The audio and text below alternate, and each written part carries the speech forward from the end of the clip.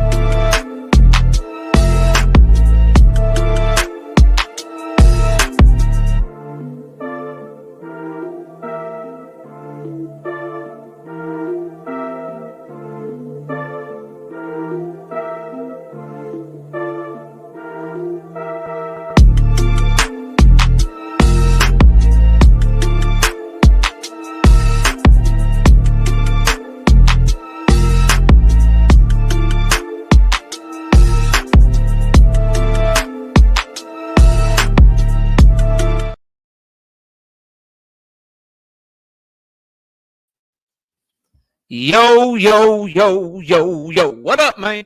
It's your boy KO. It's your boy Knockout. Your boy KO 86. Your boy Knockout Boxing 86. Your boy Knockout Boxing. Knockout. Whatever you want to call me. We here, we live, we ready. Let's get to it. Smash the like button. If you new here in the building, subscribe to the channel. To all our channel members, we appreciate you. All the predictions uploading tomorrow. So be sure to join the channel as a member. We drop exclusive content every week for our channel members. So join the channel as a member. What else we got? Oh, if you want to debate, hit the link. What link, KO? This link right here. This link right the fuck here, man. This link.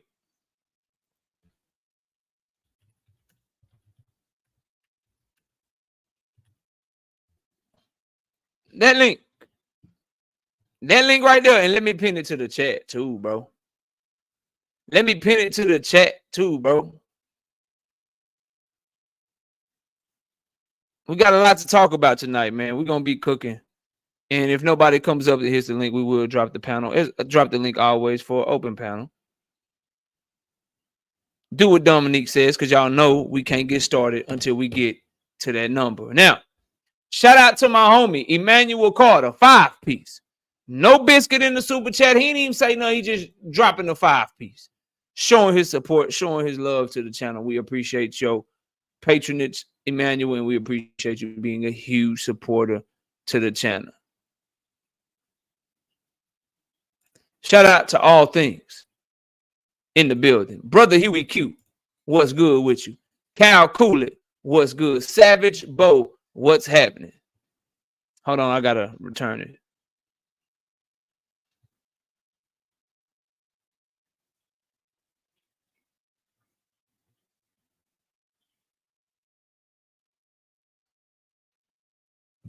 All right, shout out to Savage Bo in the building. Cash Crypto, what's up? Todd Drake for what's good? OG Thrill Hill, let me get this right. Thrill Hill always, because he donates in the PayPal the most. Got the PayPal running across the screen. I'm gonna end up having to get a new Cash App account. Once I get it, we'll update the background, we'll update the everything, so we can have that Cash App running for those y'all that prefer the Cash App. But for right now, we got the PayPal, we got the Super Chat. Y'all please show love to the channel today. Drop as many super chats as you can. It is our last show of the month. I will not be live tomorrow. It is Halloween. I'll be spending Halloween with the wife and the kids, passing out candy, watching scary movies, drinking Halloween drinks. So we are celebrating Halloween here on the channel today. I won't be live tomorrow. So please put some color in the chat throughout the night to show your support and show your love to the channel. We got Mark West. We got Sunchild. We got Emmanuel Carter, Mike Moss, Caleb Bailey. What's good? Young World. What's happening?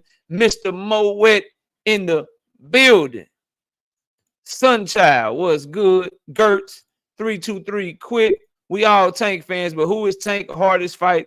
I think Inouye. Inouye is too small. He's way too small, in my personal opinion, to do anything with Gervonta Tank Davis. I don't even want to see that fight, to be real with you, Flipper. But for me, the hardest fight for Gervonta Tank Davis from a skill set perspective, who could give him the most trouble? I am going to go with, believe it or not, this is going to surprise a lot of people. This is going to surprise a lot of people. I think that person might be Teofimo Lopez. I think that person might be Teofimo Lopez because Teofimo rises to the occasion in big moments. So I think he'll fight his best against Tank Davis. It'll be the best version of himself. I think his ability to be athletic and match some of the twitchy shit that Tank Davis got going on, I think that'll be a puzzle to solve. But I don't think the fight's going to end up being tough. But if on paper and skill set for skill set, athleticism for athleticism, I think T.O. could be the toughest fight for Tank, in my opinion. In my opinion, I think the other guys that you would think of, Shakur Stevenson, I don't think he has enough offense. I don't think he can provide enough deterrent for Tank to just walk him down.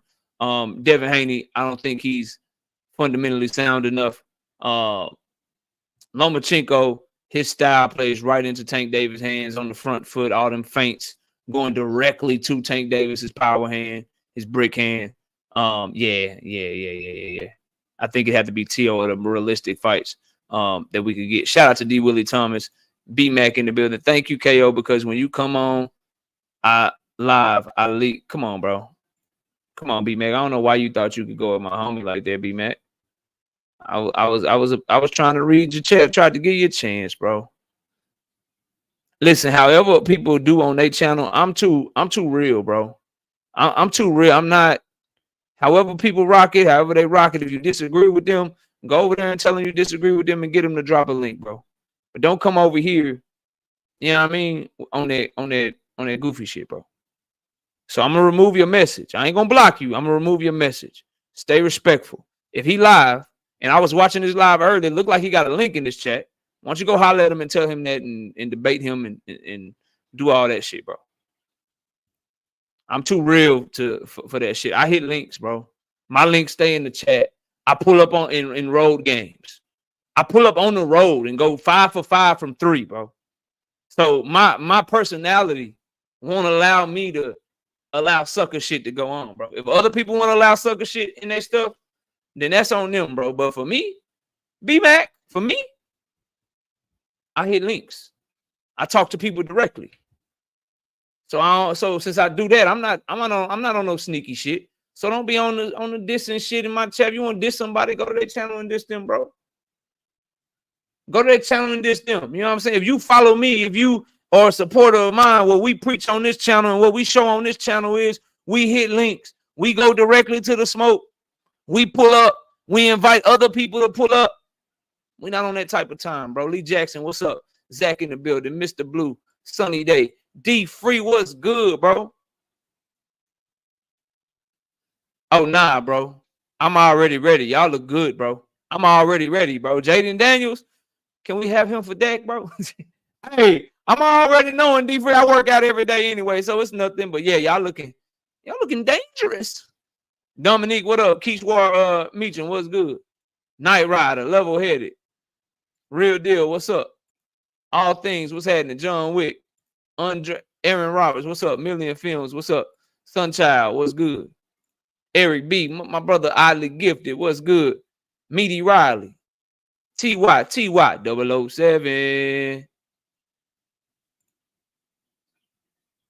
Shout out to Fight Game in the building with the 10-piece. No biscuit in the super chat. He ain't even say nothing. He just showing love to the channel. Dion, you been on some goofy shit, man. You know, I got love for you. I appreciate you being a member. I appreciate your support, but you've been on some goofy shit. You've been dropping some goofy comments. I hope you'll hit that link today. World of Animals, what's good? Deem say funny as Halloween because acting real scary. Who else we got? No Evidence, what's up? And y'all go subscribe to Deem by any means, man. Eric Shelton, what's good? Level-headed said it's Mason, KO. I don't think they'll fight. I don't think they'll fight. By the time Abdullah Mason 25, 26 years old, 4, 5, 6 years from now, he going to be at 147. You know what I mean? Probably 147 wrecking shit. And Tank will be 35, 36 years old. I don't see that fight happening. I was talking about of his era, bro, the realistic fights. Abdullah Mason, he going to, you know, Andy Cruz, Keyshawn Davis, Tiger Johnson, you know, guys like that, bro. Floyd Schofield, that's his era, bro. Boxing Hacker, what's up? My brother Bronny Bravo, what's happening? No Evidence, what's good? You say T.O. a bum? Nah, he far from a bum, bro. I don't like him at all. He's not a bum. Pearl Infinity, what's up? Pearl says, let's get to 100 early. I agree. Banks Hayes, what's up? Listen, the Abdullah Mason, yeah. Abdullah Mason, yes. I think he's better than T.O., but I'm talking realistic. I'm thinking, I think Tank is gonna fight Shakur. I think he'll end up fighting Devin. I think he's gonna fight Teofimo. I don't think a Ryan Garcia rematch is out of the question. I'm telling y'all, I don't think he'll fight Abdullah Mason, so I don't even consider him, bro. LaMarcus, what's up? Savage Killer Queen. Best dad ever. What's good, homie? What's good? Dundrick, them. What's up, Dundrick? Bro, I got to do. Listen, I go everywhere. Somebody come over here, bro. I go everywhere. Somebody come over here. If somebody want it, pull up. Pull up. Pull up. But if he say my name, you know me, I'm too prideful. If my name gets said, I'll hit it. If my name gets said, I hit it. But, you know, I might have you jumping off. I might have you lying to your audience and shit. I might have you like over talking me and shit. But I'll do it. But when I get to going, I might have you interrupting me every 30 seconds. Because I'm like that for real. But if they wanted J.A. next time you're over there, just say, hey, man, say KO name. And I mean, you can be messy with it, J.A. I don't give a damn. You over there, because I don't even know who that is, to be real with you. I don't know who that is, to be real. But I don't care how small or how big. Just tell them, hey, man, you know, say something. And then if they say my shit, come let me know they say my shit. And if I'm available, you know, we there, bro. Tired ass Cowboy fan. Boy, you couldn't say it any better. The real Don Carlito. I feel you. I feel you. I feel you, real Don. But the way that, let me tell you something that I teach my kids, bro. And I know you probably got kids too, but we working our way down. We getting the like. So let me holler at you real quick, Don. I don't behave in a certain way and carry myself with a certain way because of how other people act. What someone would or wouldn't do don't make me behave or make me get out of character, bro. So I understand that, and what you're saying is facts. But that's how you know it's them and not me. And that's why you over here. I'm not on that type of shit. A lot of people can say a lot of shit. They can't say that I don't give them an opportunity to defend themselves. And they can't say that I don't step up to the plate and try to knock that bitch out the park if you pitch something to me, if you come at me. They can't say I don't step up to the free throw line and sink them goddamn free throws if it's time to. If my name get called, if you call me to the square, I'm stepping in that bitch. Cause my name means something to me. E double, what up? The people that you talking about don't care about their name and shit, real done. So we just let them do what they do. Shout out to Cash Crypto. What's up? Joseph, what's good, homie? 22 more says Pearl. Okay, we're gonna get there though. We're gonna get there.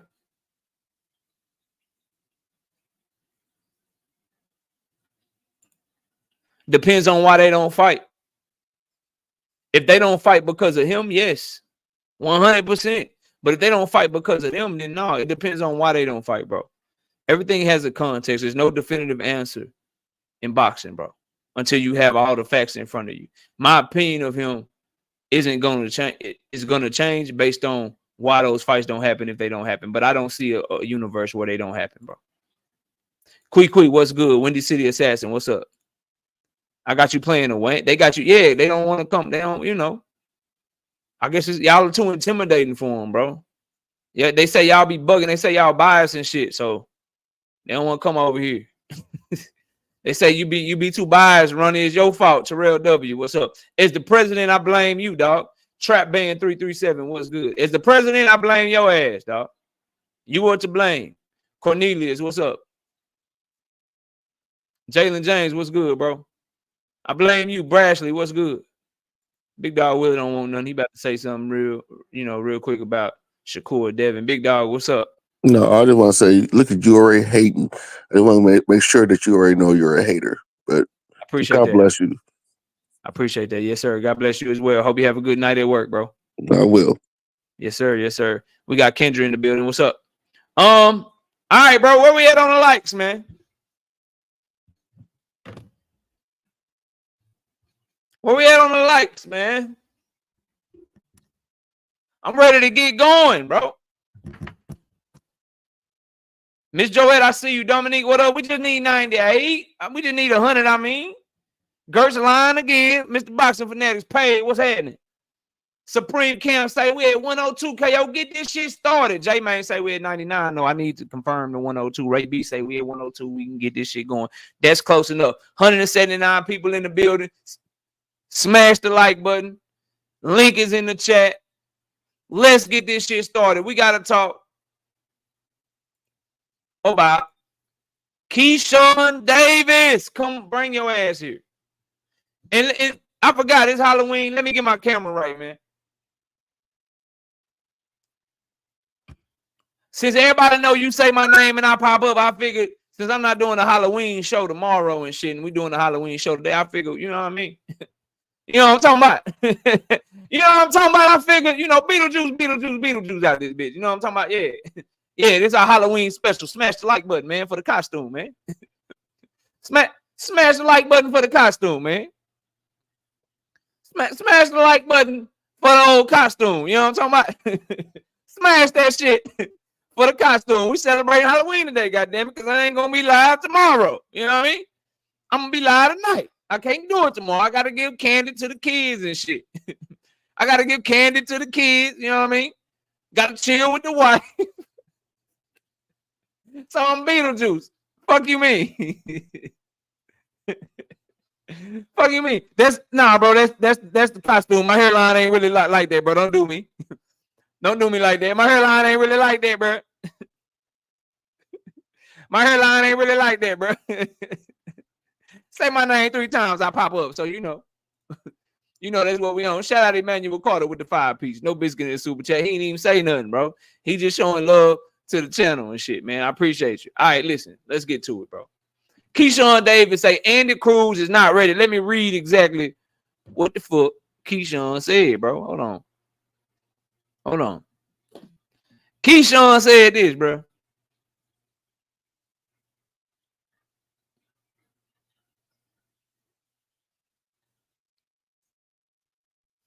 It's definitely a priority. It's just got to happen at the right time. Talking about Andy Cruz, he said, I don't think he's ready. We last reached out like we reached out to Gustavo. We have already reached out to Andy Cruz and them. They said they don't want to fight me. Now, I'm not lying. Hold on. So I did my part. He's not ready. He's definitely a priority. So whenever he's ready, whenever his promoter and manager is ready, we can make it happen. Listen, let me tell y'all something. Shout out to my homie Dean just laughing at me with the 5P. Just laughing and shit. That fucked up. That fucked up. He's just laughing at me. Yeah, you ain't right. You ain't right. Lee Jackson with the 5-piece. No biscuit in the super chat. He just say, salute, salute, bro. Salute to you, Lee. I appreciate you. Listen, Keyshawn. No, I ain't got no damn lipstick on. Hell no. That's my lips. I draw the line in lipstick, okay? And this is not makeup. This is face paint. And it's fair in Halloween. But shout out to 2 Cent with the 2-piece in the super chat. Y'all go subscribe to her channel. She say, so you got on lipstick. Great costume. I ain't got no lipstick on. That's fucked up. I shouldn't have even read that shit. But for the sake of it being a super chat, I read it anyway. I do not have on lipstick. See, you're going to have people making memes. They're going to be talking about me. You're going to have whole live streams and videos come up of people talking about I'm wearing lipstick and shit. I can't believe you did that. I can't believe you did that shit. I can't believe you did that shit. Matter of fact, y'all don't subscribe to 2 Cents. No, I'm just playing. Y'all subscribe to her channel, man. Y'all subscribe to the channel. I'm just saying, I didn't like that comment. I didn't like that shit. Shout out to Big Dog Willie with the 2-piece of the super chat. He say, I appreciate the costumes now. That's what's up. Hey, man, you know, if I was doing it tomorrow, then I'd have had that shit tomorrow. You know what I mean? But we ain't got no show tomorrow, so shit. I'm Beetlejuice. Okay? I'm Beetlejuice out this bitch. Because you say my name, I'm here. I think it goes. Now, Keyshawn Davis is full of shit. He beat you 4 times. How he ain't ready? I heard him calling you out. I heard him talking shit about Shakur. Keyshawn, you going to have to give me more than y'all reached out to him because you told us that you had offers and you were about to fight Raymond Muratalla. You said you were about to fight Raymond Muratalla, bro. And then you end up fighting Gustavo Limons, bro. Man, these fighters, Keyshawn, all these fighters, listen, this idea, okay?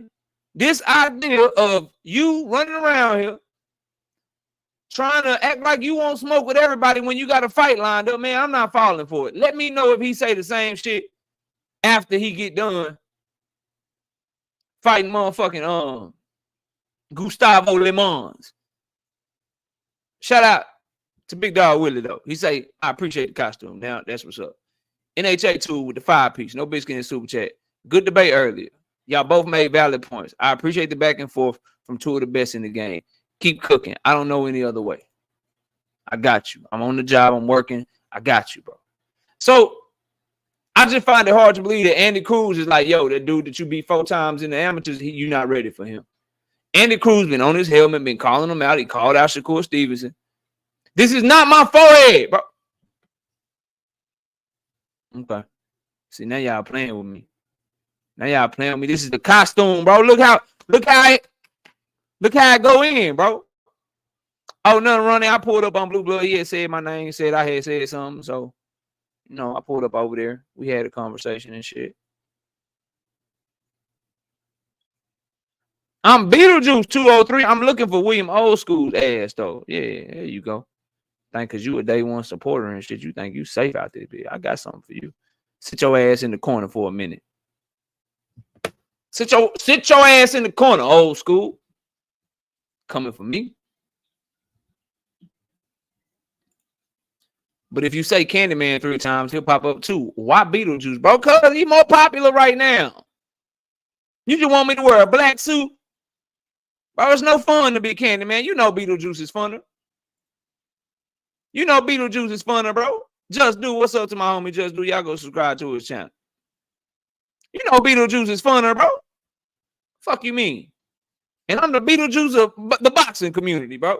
Who else will pull up on you at any given moment? Who? Where you at? Show him to me. Show him to me. Anyway, bro, I'm off of that. Keyshawn, stop it, bro. We need to see you fight Andy Cruz, bro. He beat you 4 times. Shout out to Nick J and the Queens of Boxing Talk. Y'all go check them out, man. Unboxing y'all to do their thing. Yes, bro. Yes. Yeah, everything I do, bro, I'm strategic. I'm strategic with my shit, man. Easy number one, what up? But Keyshawn, that don't sit right with me as a boxing fan. You can't say he not ready, and you saying you reached out to him and shit. I'm starting to get a trend with you because you told us, like I said, you reached out to Raymond Muratalo and shit. You said that you was going that they had made some offers for you to fight T.O., but T.O. didn't want no smoke and shit. You've been saying a lot of shit about people that you sending offers to that don't want no smoke and all that shit, and you ain't fighting none of them. And you always say that shit. Yeah, I read it to you.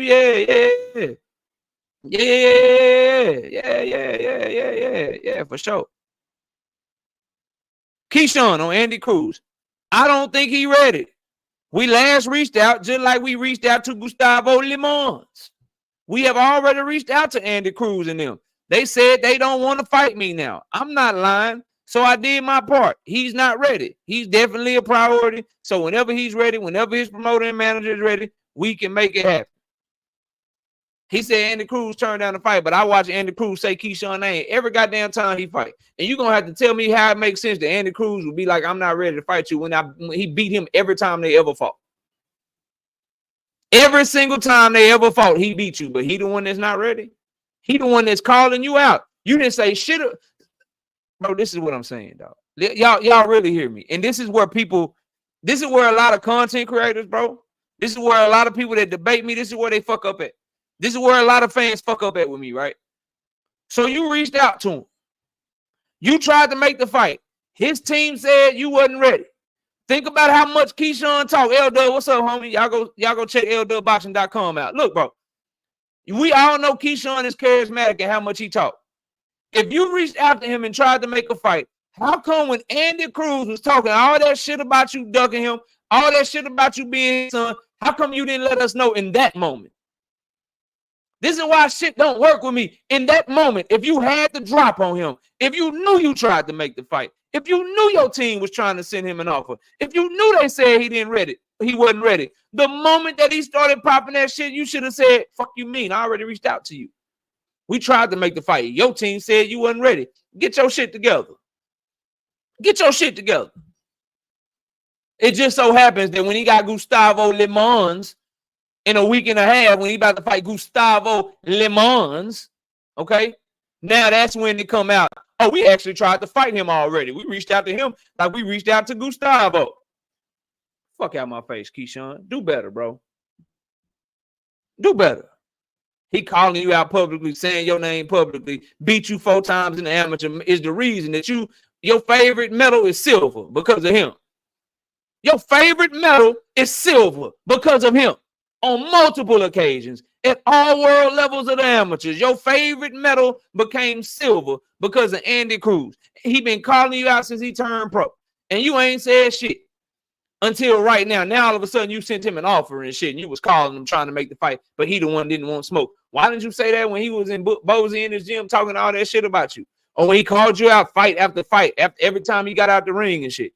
Where was you at then? Where was you at then? I don't believe that shit. Y'all can believe that shit if y'all want to. 203 days. Hey, okay, I think Tim Tszyu is cooked. I agree, man, and I like Tim Tszyu.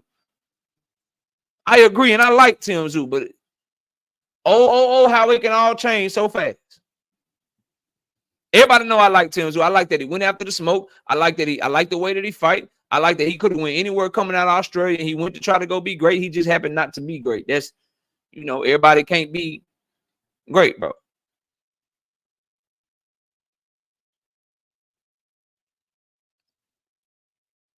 So L-Dub says Andy is having issues with his manager. He got a new manager. Damn, that sucks. I hope Andy gets that shit worked out, bro. I hope Andy gets that shit worked out, bro. Because he's a good goddamn prospect, a really good boxer, and I want to see him have an opportunity. Deem, you're in the building. We got to talk about it. Deem, you are in the building. Got to talk about this shit. Okay? He's fighting in a week and a half. Let me go to this story right here. Somebody wrote this shit. Jaron Boots Ennis must keep his IBF because life would be hard at 154 pounds. Higher than LD. What's up? I agree, Nick J. I hope Andy Cruz does not have issues and gets that shit fixed immediately.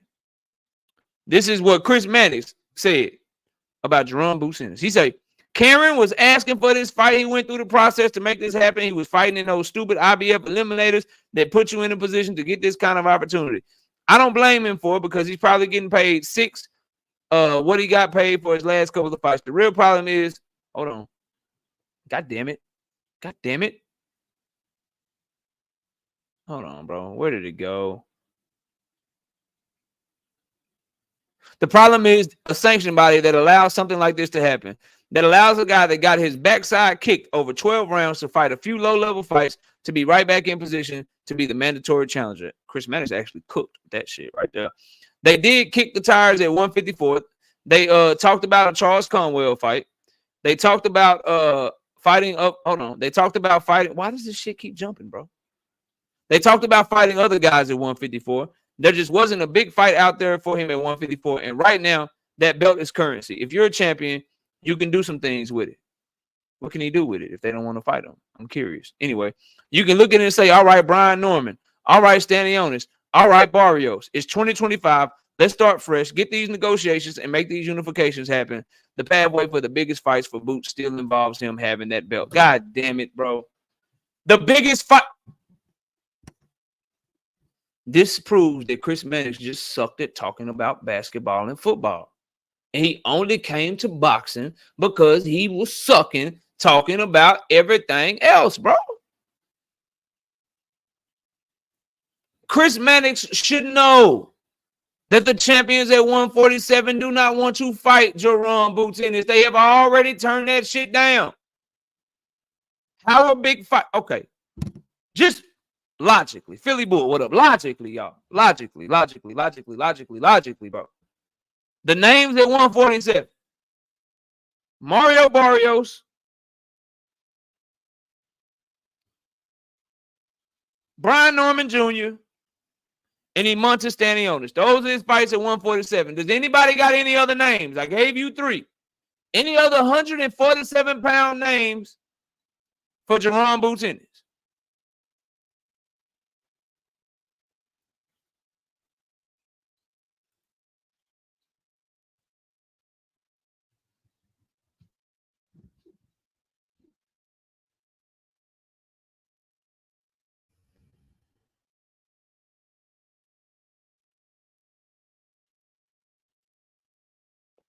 Where your ass at? Let me find you.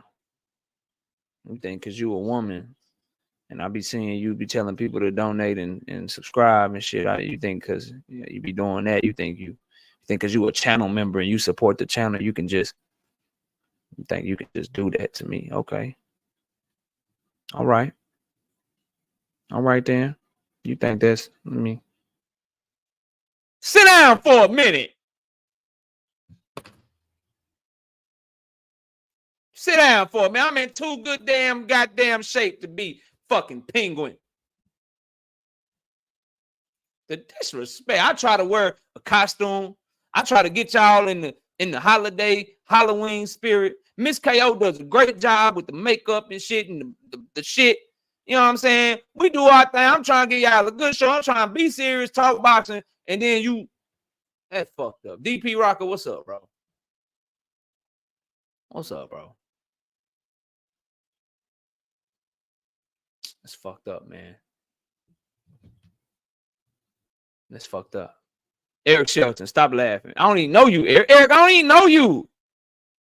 Eric, I don't even know you, Eric. You know what? Get your ass in timeout for a minute, too. I don't even know you. What you laughing at? Say, bro, face paint, bro. I misspoke. I ain't finna play with y'all, dog. I ain't finna play with y'all. Anyway, like I was saying, bro. So the names at 147, what's up, the word? The names at 147 ain't on shit, bro. They not on shit. The names at 147 ain't on shit. Now, the 154-pound names, we ain't got to say them all. We can just name a few of them. Yeah, she did. Yeah, see, man, baby, thank you, Jada. Sure. Yeah, she did. My daughter in the building. Jada, what's up, sweetie? Now, you got Terrence Bud Crawford. You got Earl Spence, Sebastian Fundora, Tim Tszyu, Bakram Murtazaliev, Virgil Ortiz, Sir Habahacek, Israel Madrimov, Charles Conwell, Jesus Ramos. Bro, all the fights at 150, all the fights for Boots at 154, bro. The idea that he got to keep his IBF because he might be able to get Brian Norman Jr., he might be able to get Barrios, he might be able, bro, all these fighters fight on different promotional platforms. All of them fight on different promotional platforms, bro. He got to move up, fam. He got to move up, dog. Shout out to Carmen Serene with the 20-piece. No biscuit in the super chat. Justice for me. We'll give you justice in that. You know, I'm just playing. That's why it was only a meeting. That's why it was only a minute, That's why it was only a minute. Shout out to Freeze Temp. 2-piece. No biscuit in the super chat. He say, dope costume, bro. Appreciate you. V-Rock says, Penguin is crazy. Yeah. My body type ain't giving Penguin vibes, bro. Andre Noble, what's up? Dean, what's good, fam? Hey, Knockout. Ronnie summoned me, so I gotta do it. Go ahead, bro. Hey, I know you're not about to say he should stay at 147. No, I ain't about to do that. Boozy Ennis had an interview like a couple weeks ago or like a week or two ago. He already said, if nobody is trying to unify next, they are moving to 154. There you go. All right, Ronnie. I continue to cook, bro. So you agree with me? Yeah. Oh, my bad, bro. Go ahead. Say it again. My fault. My thing is, man, you can't make these fighters fight you. If they not going to fight you, then you got to do what you got to do, man. It just is what it is. We not going to go a whole nother year of this ring around the rosy stuff. That's all over. Especially, I think, because that Karen, the IBF making him fight Karen, that pissed them off. Like, that was like the straw that broke the camel's back. So, Bosley said if they do not unify next, they are going to 154. Their next fight will be at 154. All right. 100%. So you agree with me? Yeah. So Ronnie, don't call him up here when you hear how sad y'all hear how sad Dean is, bro. Fortunately, man. Can y'all hear it in his voice how sad? Usually being in Philly. He just like, yeah, bro, he gotta move up. This is some bullshit, man. It's just like these, bro, he just gotta move up, KO. But guess what, though, y'all? I ain't that confident the guys at 154 ain't going to duck neither. But we're going to see. Already.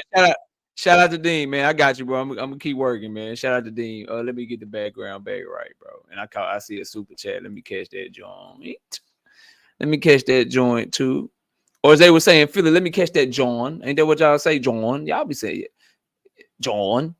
Or was Creed bullshit? Let me know, Philly. Was Creed bullshitting with that when they kept saying John? Was this a John? Do y'all say John out there? Or was that some fake ass writing? Shout out to NHA2 with the 5-piece. No biscuit in the super chat. Say, I think Boots should move up. Me too. Challenge Bakram Murtazaliev. Get that belt, which would definitely get him closer to the fight he so-called won. That's what I'm saying, bro. Listen, that's one thing where that IBF belt can help him. Move up, petition him to get the shot at Bakram Murtazaliev because that's another guy. Dudes ain't about to be in a rush to fight him. You got to go boogeyman to boogeyman and shit. Dudes ain't in a rush to fight Bakram. Dudes ain't in a rush to fight Bakram, bro. So you go up there, you petition, you fight Bakram. Now you like, I got the IBF. You still want 3-time undisputed bud? I got the IBF. Y'all still trying to unify Sebastian, Errol? What y'all trying to do? I got the IBF belt. You still want to be world champion, Virgil? And you dangle that belt, make them come see you, bro. It's no different. This is why, bro, me and Devin Haney fans, God damn it, I'm used to doing that shit and it's fucking me up. I got to stop that. Shout out to my daughter in the building. What's up, Nivea? Put me on the panel so I can show you my ghost costume. You got to hit the link. Hold on. You got to hit the link.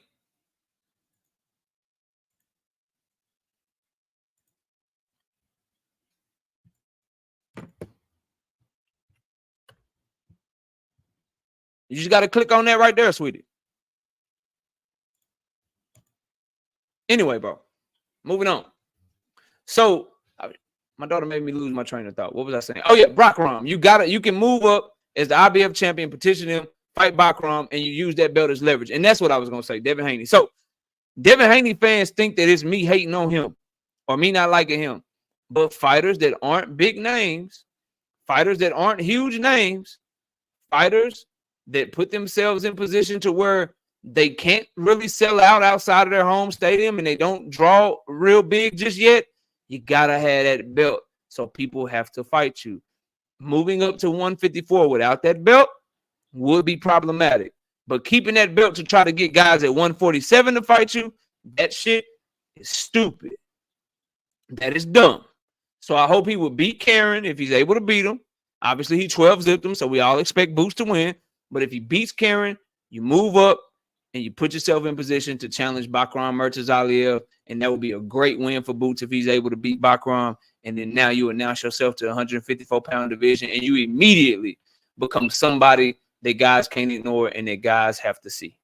Straight up. All right, give me a second, y'all.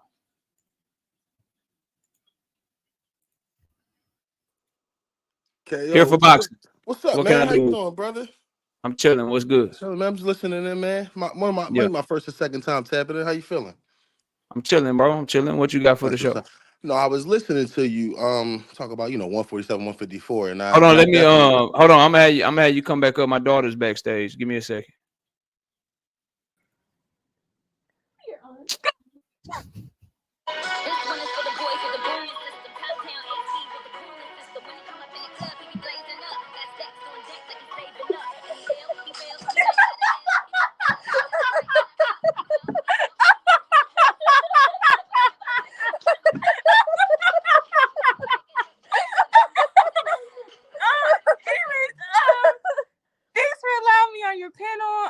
To show some support, bring a laugh.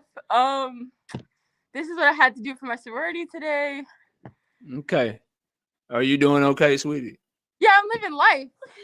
All right. Let me get back to work. I'll call you after the show, okay? Bye, everyone. All right. Thank you for making me smile. That was crazy. Of course. All right. Love you. Love you. Bye.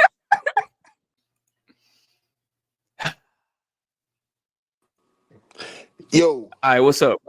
Yeah, so this is my thing, right? On this ongoing Devin Haney, Gervonta Davis saga, right?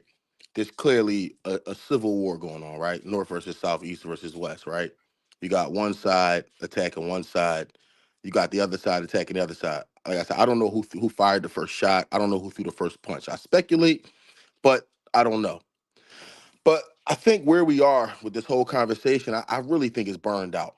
You know what I'm saying? And I'm not saying about any of your content or anything like that, but just the totality of it all. You have one side, one side of the content creation space saying that Tank is this, Tank is that. You got the other side saying Devin is this, Devin is that.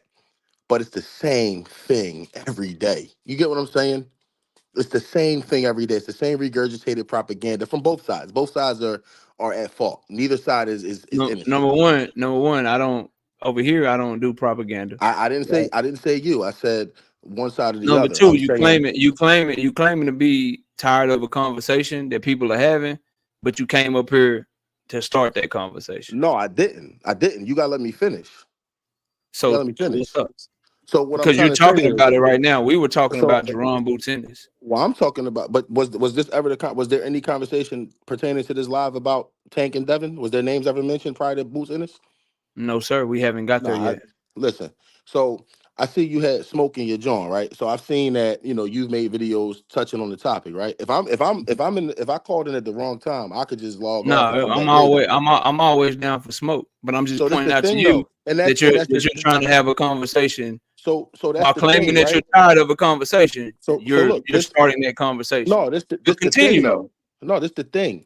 Every conversation on here don't gotta be smoke. Sometimes it can be dialogue and building. You know what I'm saying? We can share thoughts, share ideas. Everything don't gotta be smoke. And that's what's ruining this space. Everything is smoke. Come debate me. Bro, we don't have to agree, but we don't gotta fight all the time. You know what I'm saying?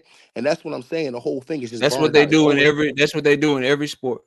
No, They talk they shit and don't. they debate. But at some point, Yes, what they I'm do. saying is the Well, arguments well, and bro, well, if you don't want to debate, if you don't want smoke, we don't smoke over here. So cool. If this is that's not listen, this is I not one can of them. This is not one of them listen. channels. This we sharing ideas, Look, kumbaya.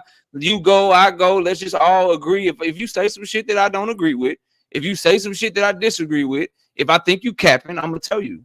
cool. But we ain't there right now. What I'm saying is just in general about this whole Devin Haney, Gervonta Davis thing. Either I think both sides should be pushing for a fight, or just everybody stop talking about them because they're not even in the same weight division. So one side push for the fight, other side push for the fight. Let's make a fight happen. But you got people telling me, all right, and I'm not even saying that I got a dog in this race. I do, but that's irrelevant. You got a side telling me that Tank will knock Devin Haney out, but then they say Devin's too big for Tank. So the fight shouldn't happen. All I'm saying is What do all you this, want to debate? What do you want to debate with me, bro? bro, I'm not debating nothing. I'm talking to you. So the link right now is for if you want to debate Hey me, man, bro. listen, I ain't with all this goofy shit. If you don't want to talk, we ain't gotta talk, bro. I'm cool. Goofy, This is goofy goofy. shit. That's what I'm I'll saying. show you. I'll show you I'm goofy real quick, bro. I'll show you goofy real quick. I got you. I'm gonna show you something goofy real quick. I got you. Don't worry. I got you. Let me make sure my link ain't tripping. Give me a second. Let me make sure my link ain't tripping. Let's see, let me make sure my link ain't tripping. Let me get that off. Yeah, that shit say smoke only. Yeah, my eyes, I don't wear glasses. Smoke only. And then there's the link. So who the goofy one? Who the goofy one? On my channel, Knockout Boxing 86 TV, my shit say smoke only. Then the StreamYard link is in there. Why would you come up here with anything else? I have another link that says open panel. Then you're more than welcome. But if you don't want to debate because you're scared, if you don't want to debate because the Beetlejuice costume is throwing you off, if you don't want to debate because my reputation precedes me, then it's cool, bro. Enjoy the show. Enjoy the show. But whatever conversation you think you want to have on Tank and Devin or Tank and Shakur or Tank and Loma or Tank and Lamont Roach or shit, any conversation that has to do with boxing, I'll be here, bro. I'll be right here. And you hit the link like I ain't know who you was, bro. I see what you be doing, bro. I watch you. I watch you hit links and all that shit, bro. I know who you are. Goddamn clown. Goddamn clown. Anyway, moving on, bro. Moving on, dog. Now, the other thing I wanted to talk about before we get into some of the main topics was Canelo Alvarez. Canelo Alvarez, thank God, his manager and trainer, Eddie Reynoso, said this, bro. Hold on. About him fighting Chris Eubank Jr. He say, it's totally false. This is him talking to Dan Raphael. It's totally false. They is not fighting Chris Eubanks Jr. on Cinco de Mayo. Thank the good Lord, the boxing gods, everybody involved, bro. If he would fight Chris Eubanks Jr., I don't say this, I think people should be boycotting that shit.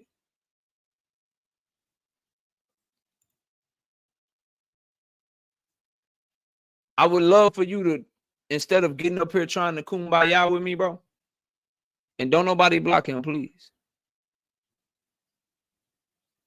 Don't nobody block him, please.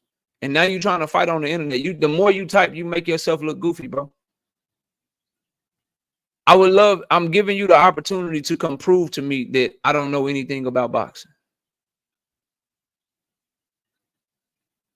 I would love for you. I would love for you to prove to me, bro. Prove to the world, bro. Prove it that I don't know anything about boxing. Baby Joker, what's up?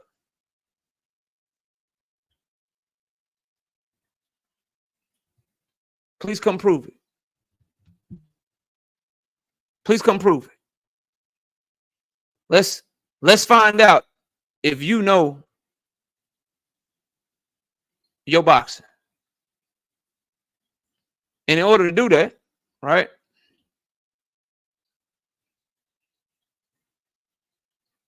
In order to do that, I'm gonna make sure that you can't type no more. Now you either just shut up or hit the link. You either shut up or hit the link. Anyway, moving on, bro. Canelo Alvarez versus Chris Eubanks Jr. is not happening according to Eddie Reyno. So obviously he would know. He would know because that's Canelo's manager. Richard Paris, what's up? So for me, I'm happy that this news is coming out. This is the first piece of news I've been happy about with Canelo Alvarez in a long ass time, bro. From the Triple G shit to the Jermell Charlo shit to the Munguia shit to him trying to fight Jamal to him trying to fight motherfucking Berlanga. Him not fighting Chris Eubanks Jr. is the best news I've had on Canelo in forever, bro. Now, I ain't saying that mean he gonna fight David Benavidez. I don't think he gonna move up and fight no damn Artur Beterbiev. I do think he gonna end up in a bullshit fight. I don't think he's gonna fight Terrence Crawford. But I do want to say, Chris Eubanks Jr., bottom of the totem pole. Ain't nobody trying to check for no Canelo versus Chris Eubanks Jr., bro. Nobody checking for that. Who got the IBF? Skull. Skull, Raul Garcia. William Skull just beat Shishkin. I bet you ain't know. You don't even know who Vladimir Shishkin is here for boxing, do you? Yeah, you wanted some attention. I'm gonna give it to you. You ain't know who Vladimir Shishkin is, bro. You can't talk to me about Junto Nakatani, dog. You can't have no conversations about anything outside of Devin Haney, bro. Guaranteed. Guaranteed, bro. But you're more than welcome to hit that link, though. You won't type no more, though. But you can hit that link. Sure can. All right. Now, moving on to the next topic. Moving on to the next topic, bro. My. PBC ain't got no money. Tank Davis is saying $3 million is not enough. There's no issue with the venue. It's because PBC is broke.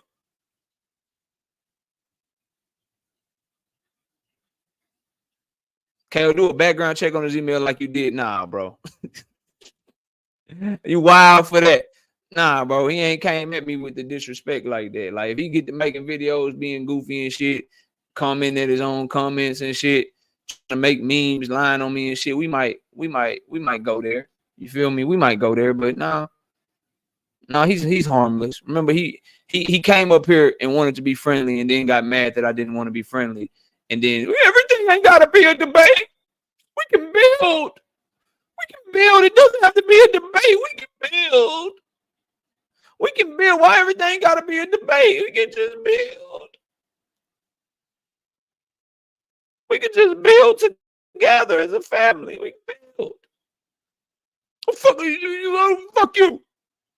Fuck you. You want to debate me? I want to just talk box. I'm just trying to talk to you on some good pie, man. Fuck. Yeah. Yeah. Do your thing. Swift Flyer, what's up? They can always borrow money from His Excellency.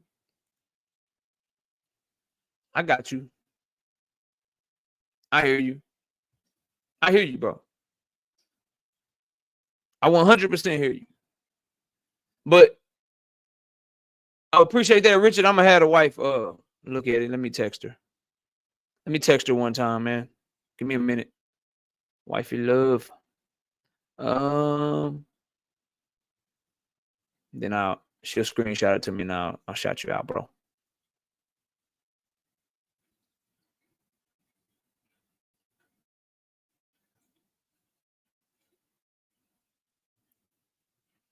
All right, y'all. So check it, right? So the thing about the money, bro, and the point that I keep trying to make to people that seems to keep going over people's head is that there's absolutely 100% zero evidence to support that PBC has issues with the money, bro.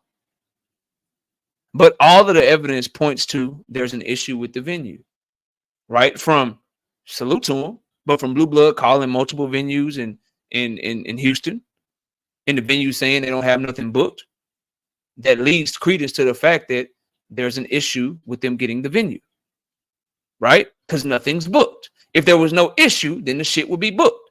So every point that Rick Glazer or Blue, every point they're trying to make points to the venue, bro. It doesn't point to any money issues. As a matter of fact, if we're talking about money, I'll just ask you guys a series of questions. Who did Canelo Alvarez have to get his money through? When he wanted to leave PBC and try to go fight Jaime Munguia over on the zone, did Golden Boy pay Canelo Alvarez, or did motherfucking PBC have to pay Canelo Alvarez? Just put it in the chat. Just answer the question in the chat. Shout out to my brother Richard Paris, man. 15 piece. No biscuit in that PayPal. Appreciate you, Richard. Okay, Raw says PBC. Okay, cool.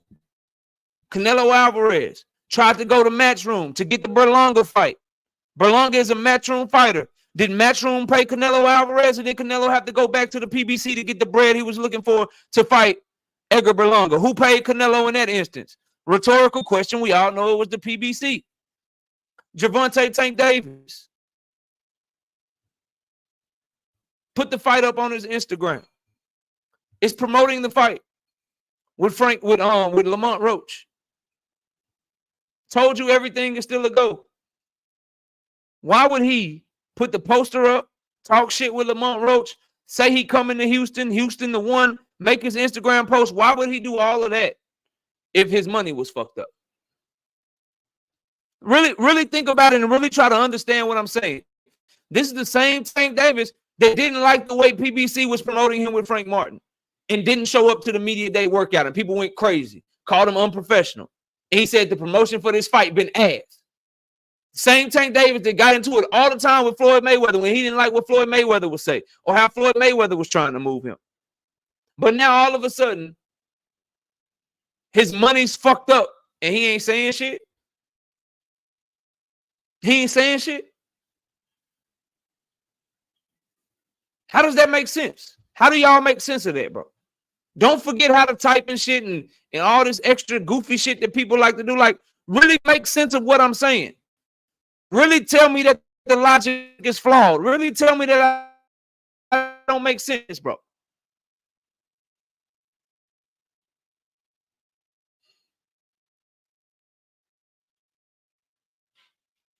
Think about it, bro. Use your brain. Bullet, what's up, homie? When you ain't happy and you always say something, why would this be the one time that you would say something or you would be quiet when you ain't happy? If Tank Davis didn't have his agreement with his money with PBC, why the fuck would he have put the poster up, say he coming to Houston? Why would he act like the fight is fucking done? Why would he do that? Joseph says that money funny.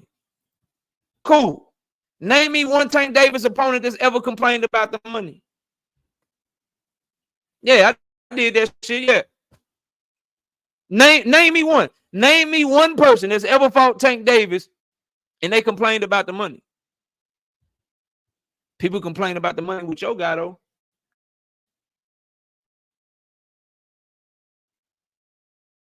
Regis said he got ripped off. Who money really funny? Yeah, who funny? Who money funny? Don't make me go there. Don't make me go there. Don't start with me, Joseph. I be trying to let y'all make it. Don't do it. Abort your mission. Abort that shit, bro. Abort your mission right now, dog. Abort your mission right the fuck now, bro. Abort that shit. Abort that shit, fam. Yeah, abort that shit, dog. Because I'm telling you, you want to talk about money looking funny, Joseph, we can have that convo. Then you got to tell me why Regis talking about he ain't getting no motherfucking back end money. You want to talk about money being funny, you going to have to talk to me about why Bob Arum say he barely broke even on the event with Lomachenko. You want to talk to me about funny money, you going to have to make it make sense why the fuck Devin Haney suing Ryan Garcia for more money. If the money ain't funny, bro, you're going to have to make that shit make sense, bro. You're going to have to make that shit make sense, dog. Because I seen opponents of your favorite fighter complain about their money when they deal with him.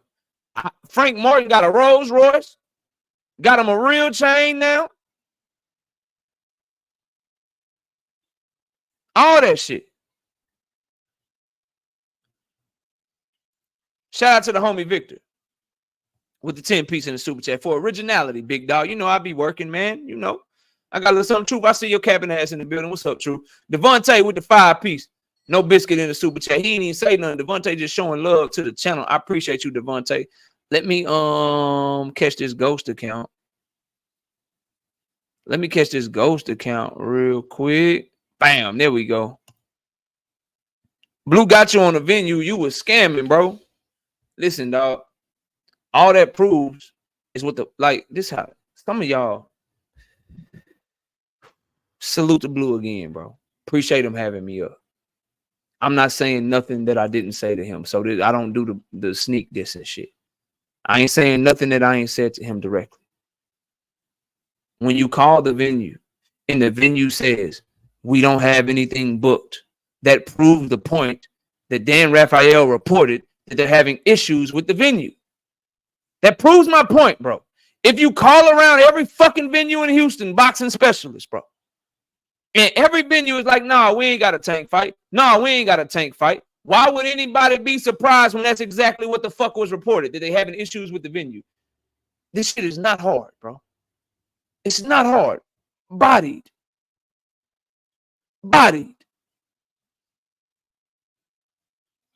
You think you making an argument. You think you're making an argument that's proving a point that you're trying to make to me, boxing specialist, but the argument you need, the argument that you need or that you're making proves my fucking point. I'm really the bro.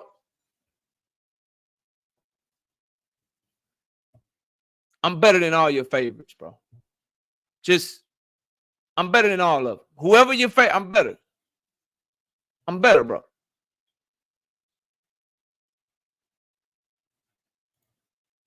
We don't, but I'm not finna sit up here and call anybody a liar, bro. All I'm telling you, Cal Cooley, if the report is the fight might be postponed because they having venue issues, why the fuck would anybody expect the venue to say, yeah, we got the fight, everything's good, when they already told you everything wasn't good? I ain't even on that. I ain't calling nobody a liar because I can't prove nobody lying. I can't prove nothing. Just common sense. Just being smart. If they tell you, hey, it's issues with the venue, then why would anyone call around expecting for the venue to be like, yeah, we got it here, it's booked? It makes no sense, bro. That proves the point that there's an issue with the venue. But y'all do your thing. Do your thing. I ain't mad at you. Come over here. Smash the like button. Sub up. And please, hit the link. Stop coming over here cheerleading because I don't cheerlead. I don't cheerlead at all. If I got something to say, I say it, bro. You ain't got to worry about it. You ain't got to worry about me doing it. I hit the link and I say it to you directly. Now, boxing specialist, do you move like that? We got 1 minute to find out. Do you move like that? Do you move like that? Let's see. Put my timer on for a minute. Then I'm going to have the ass send you to the shadow realm. Yeah, you're going to go where the real Beetlejuice is. You're going to be 6 feet under. You won't be here no more. Yeah, you won't be here no more. He say, drop the link, bro. Link been dropped. Link been dropped. You got 30 seconds, bro.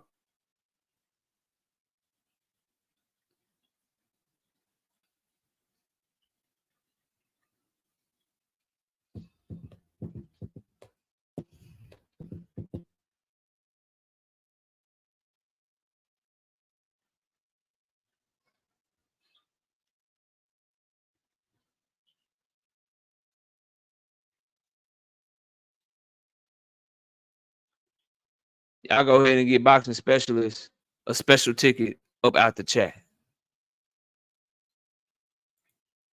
Y'all get him up out the chat. Swag boy. The actual commission for Texas has nothing booked for that date. Come on, man. Why would they have anything booked if there's no venue booked? If they're having issues with the venue and they ain't got the venue, why the fuck would the commission have the fight?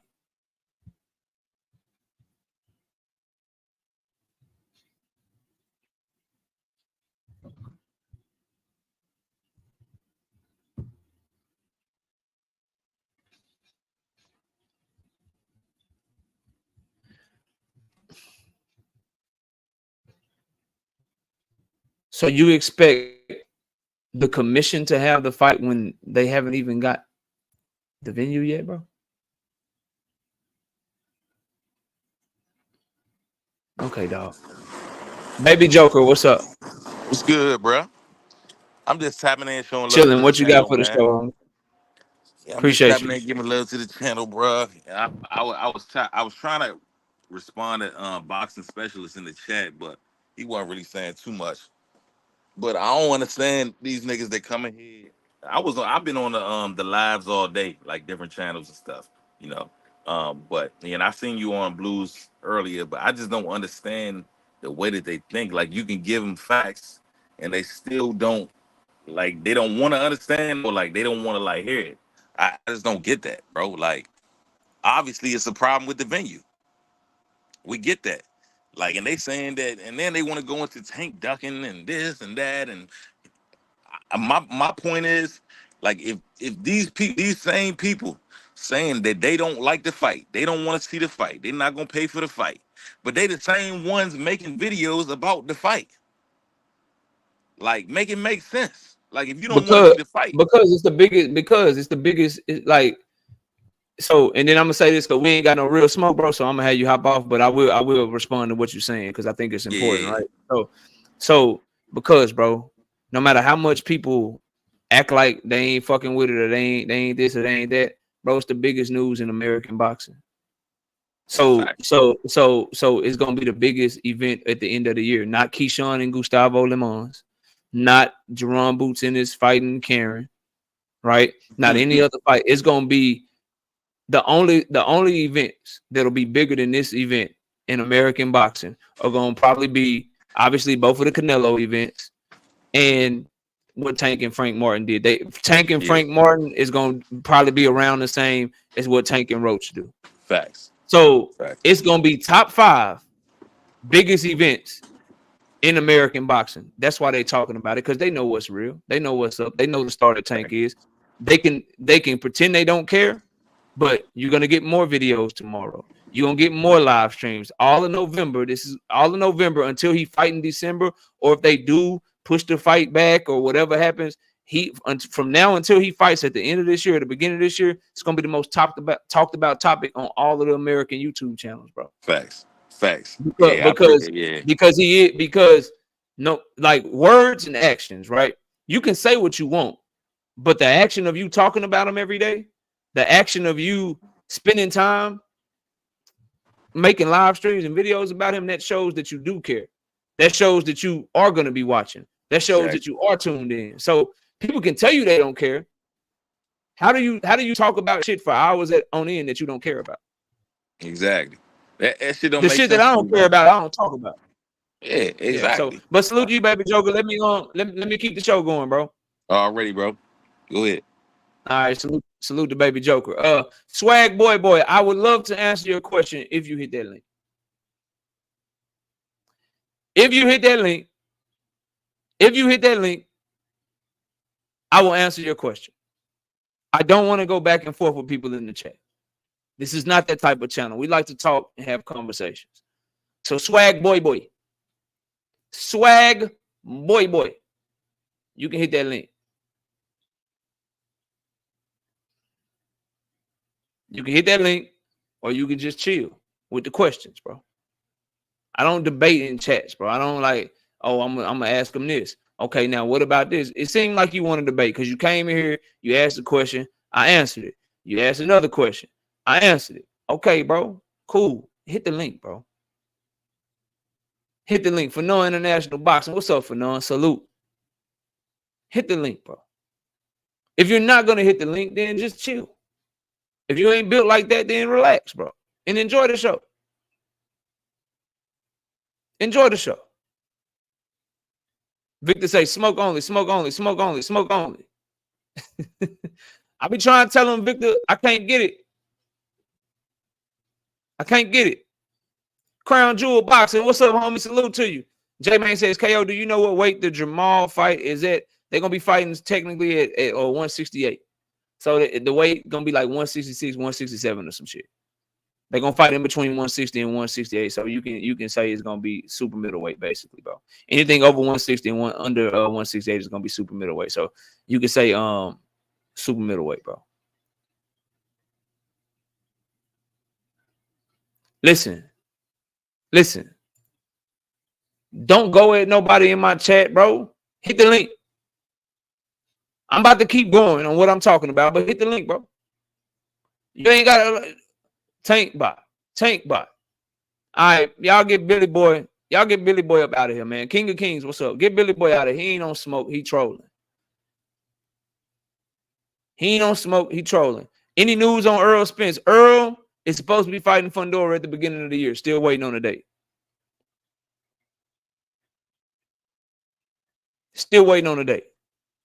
Anyway, back to what I was saying about this Tank Davis and Lamont Roach situation in the fight and money versus venue. The issue that I have is that every point that y'all bring up points back to the venue. Every single one. Every move that everyone is making. It points back to exactly what Dan Raphael reported, bro. And it's a sustained effort. It's a sustained effort to try to belittle this young man, to try to paint him in a negative light. Some of you legit are saying that you don't want to see him fight at all. Everything that I hear suggested, this is the crazy shit, right? I'm labeled a Devin Haney hater because I give him great advice. You don't want people to call you a Tank Davis hater when you give them horrible advice. I say a lot of shit that go over some of y'all heads, so I'm going to say it again, bro. Some of you label me a Devin Haney hater when I give him excellent advice. You give Gervonta Tank Davis horrible advice and then say you're not a hater. Oh, Tank Davis shouldn't fight at all. He shouldn't fight at all. He should sit out. You do know that deteriorates your skill. You do know that. That deteriorates your skill and gives you a better chance of losing.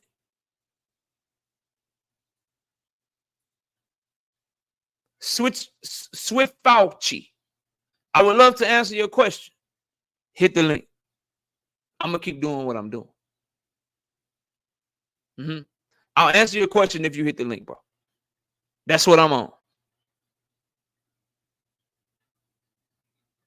So, Joseph wants to know who the fuck is Lamont. Who the fuck is Lamont? A world champion with one loss and a viable opponent as a backup opponent and to stay busy and to get a fight in. It's exactly who he is.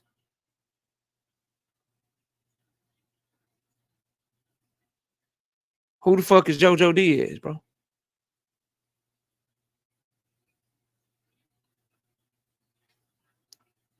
Who the fuck is JoJo Diaz?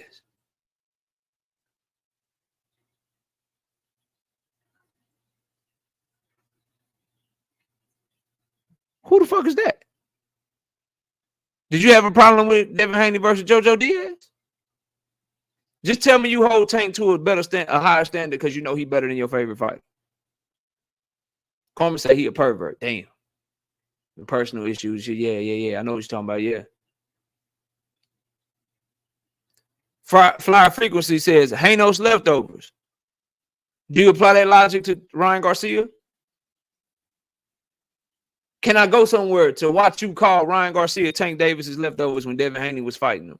That's a question for you, Frequent. I'm too sharp. Y'all can keep trying, but this brain got a lot of facts in it, bro. I think he was too, not me, but damn. I'm not saying JoJo trash. I'm just saying, bro, the point is, If you shit on Lamont Roach, you need to shit on JoJo too. The point is, if you shitting on fucking Lamont Roach, you should have shit on Joe Cordina. If you shit on them all equally, I got no beef. I got no problem with you. I got none of that shit, bro. You're being fair.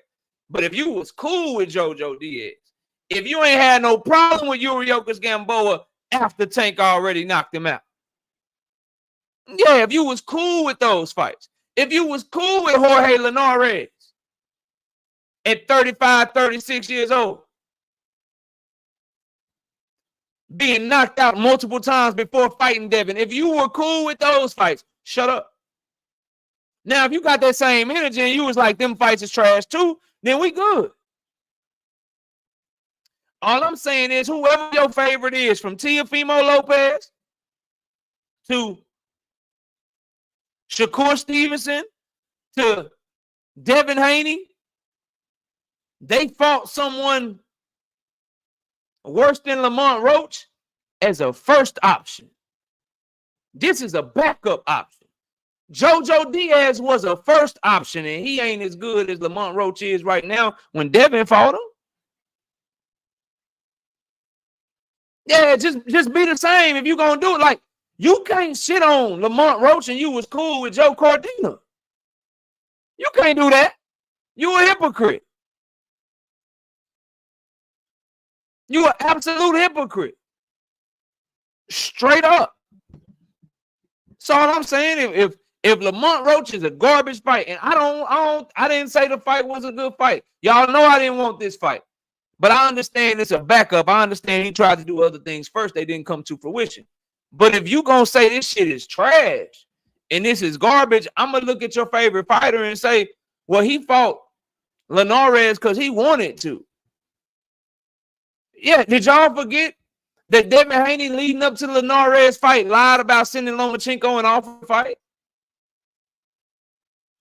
And Loma said, you ain't send me no offer. Send the real offer. What's up?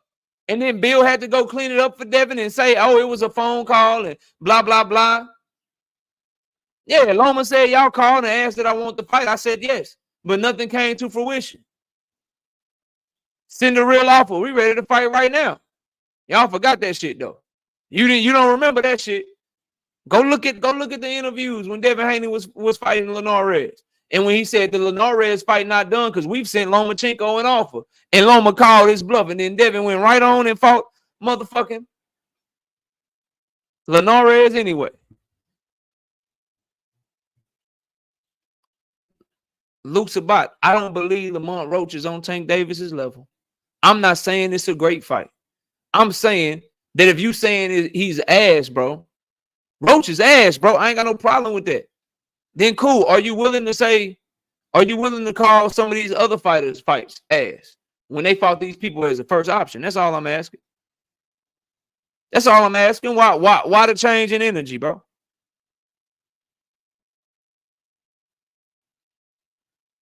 And I don't believe him to be trash. I believe him to be a good fighter, but I don't believe him to be trash. Damn, I'm getting the runoffs from Fanon. Damn, I'm getting the runoffs from Fanon. Look at this. Yo, what's going on, man? Fanon kicked you off too many times, so you finally decided to come over here. No, he hasn't kicked me off, He but bodied you too many times, bro. I was gonna make an argument for what you were saying real quick, if that's cool with you. I'm listening. So you said, we gotta call JoJo Diaz trash too if we're gonna call Lamont Roach trash. The problem with that is when Devin Haney fought him, he was 22, 23 years old.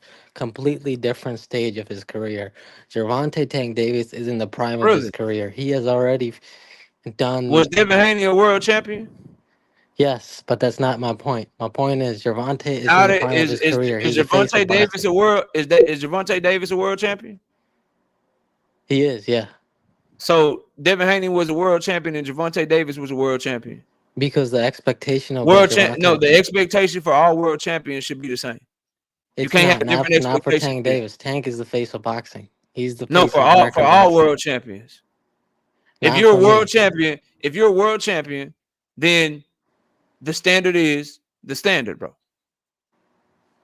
I get what you're saying, but the standard for Tank is Because different. no one is telling Artur Beterbiev that his standard is different because he's 36 years old, but Dimitri Bivol is only 32 years old, so the standard is different. No, they both are called to fight each other. No one's saying that the standard is different because Canelo Alvarez is 33 years old, but David Benavidez is 27 years old, so the standard is different. Canelo's at no.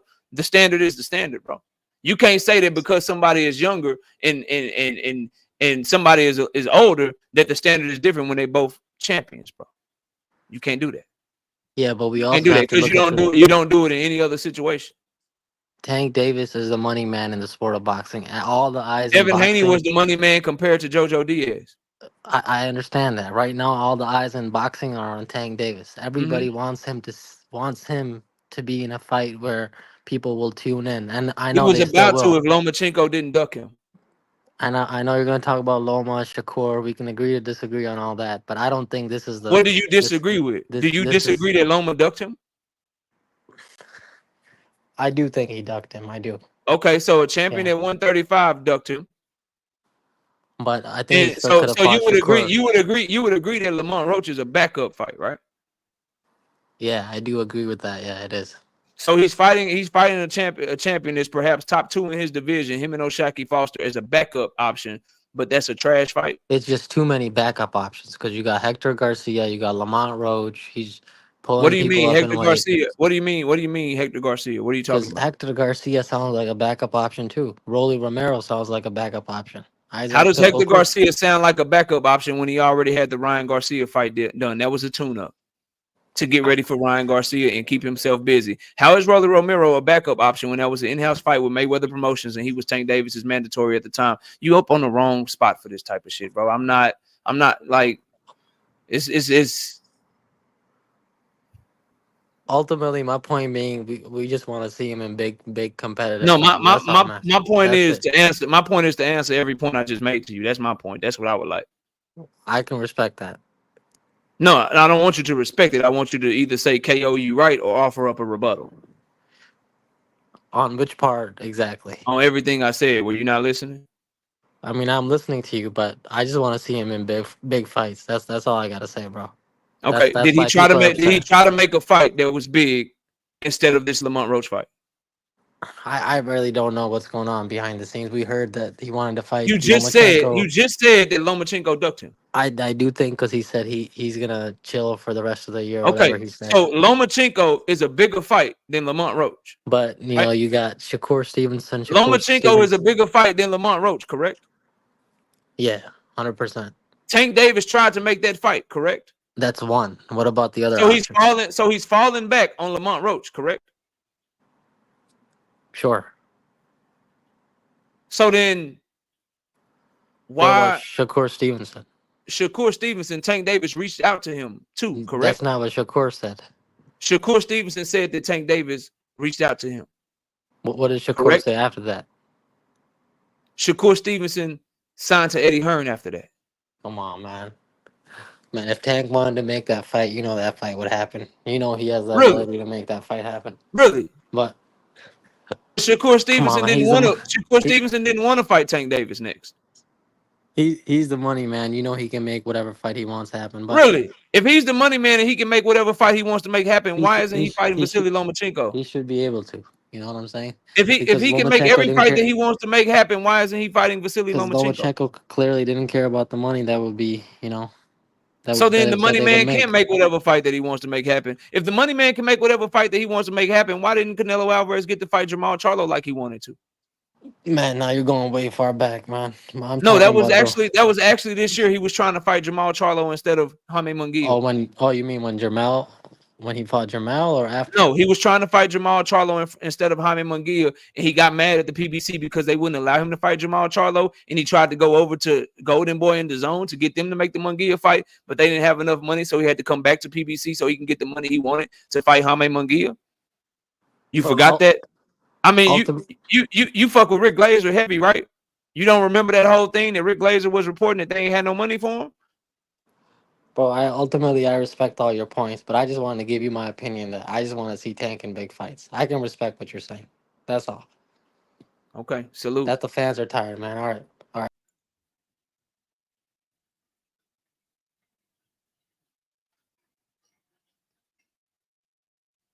Beetlejuice, Beetlejuice, Beetlejuice. GXTV, what up?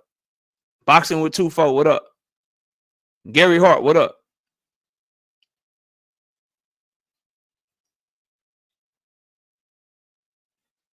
This is cool. Been cooking all day. Who else want it?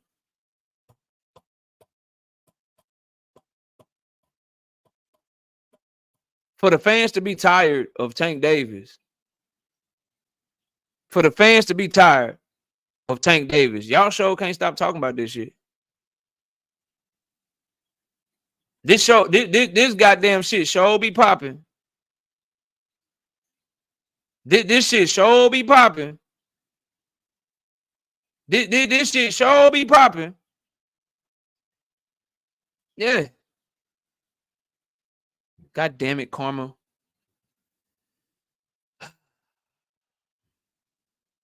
Anybody else?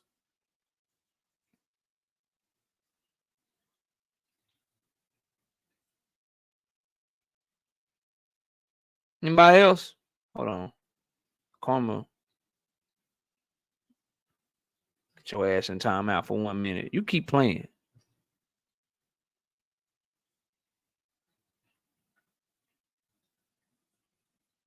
Gary Hart, what up? Look, though, KO, I can't stand Haney fan, but Jack is better than Roach. That's sad, KO. Jack Catterall better than Lamont Roach. I think it is a better fight. Devin Haney versus Jack Catterall. I think it is a better fight than Tank Davis versus Lamont Roach because Devin Haney isn't as good of a fighter as Tank Davis is. So Jack Catterall has a better opportunity to be more competitive. I 1,000% agree with you. I think Devin Haney versus Jack Catterall is a 1,000% better fight than Tank Davis versus Jack Catterall because Devin Haney has a lot of questions surrounding him because he didn't take the fucking fight with Sandor Martin to get experience against a southpaw that fights very similarly to Jack Catterall. Yeah, I think it is a better fight because Devin Haney isn't nearly as good as Tank Davis. Yeah, I agree with you. 1,000%. That's a better fight because it has a better chance to be competitive because Tank is way better than Devin.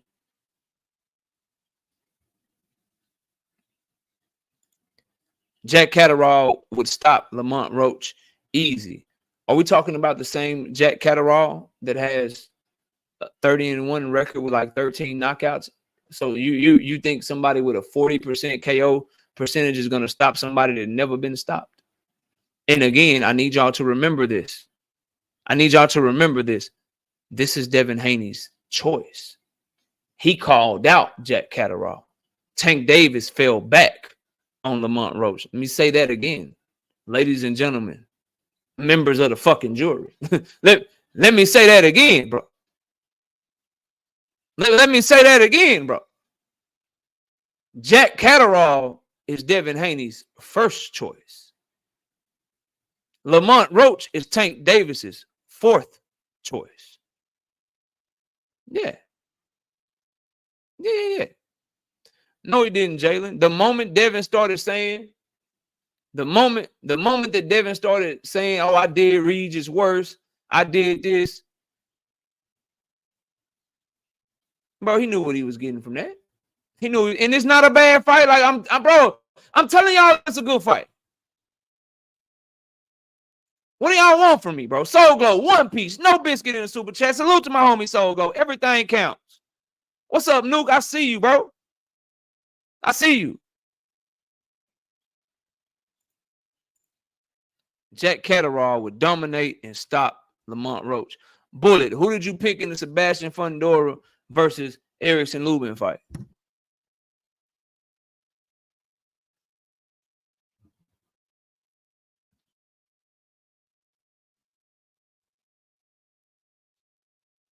Bullet, who did you pick in the Devin Haney, not Devin Haney, in the goddamn Erickson Lubin fucking Fundora fight? Okay.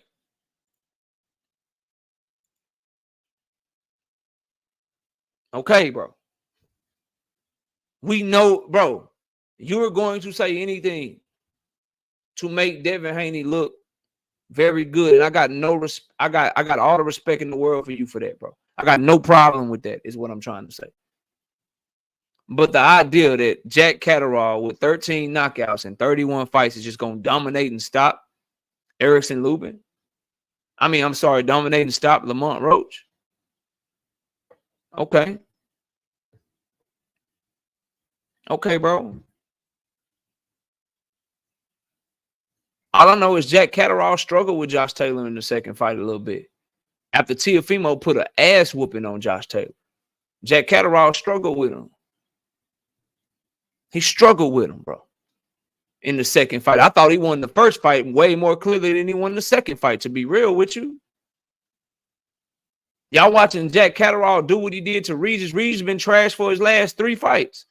Trash against Zorilla, trash against Devin, trash against Jack. Y'all gassing Jack Catterall.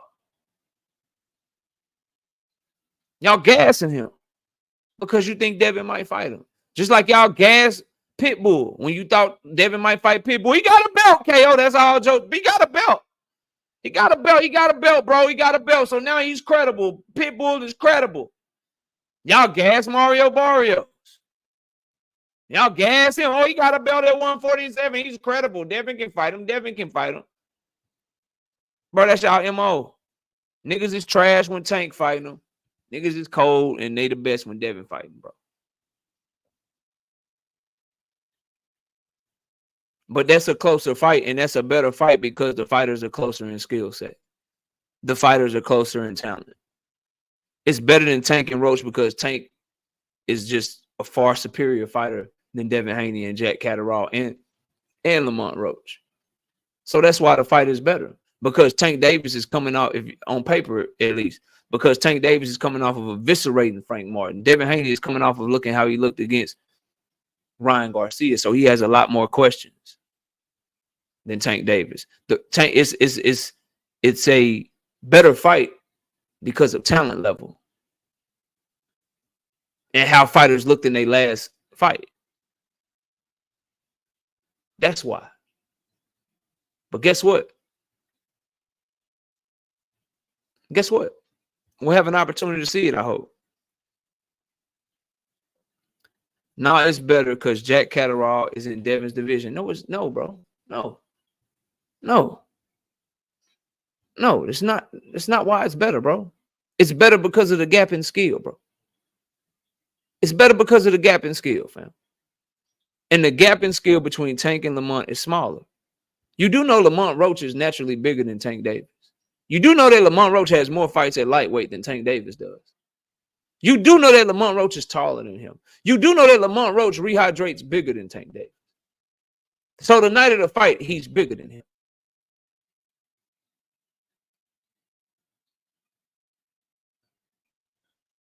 And wake me up when that fight is actually made. When he go to the UK, when him and Eddie make the fight, then wake me up when that happens. Not me wants me to answer his question.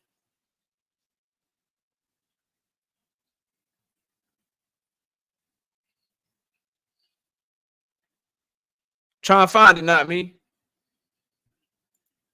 Oh, there we go. KO, have you dismissed Haney completely? Is he trash? You know, he's not trash. He's a good fighter. Long, got a good jab, athletic, pretty good with his distance control. I think he's a dog because he didn't quit against Ryan Garcia, so he definitely got heart. But my questions are, number one, his health, his physical fitness.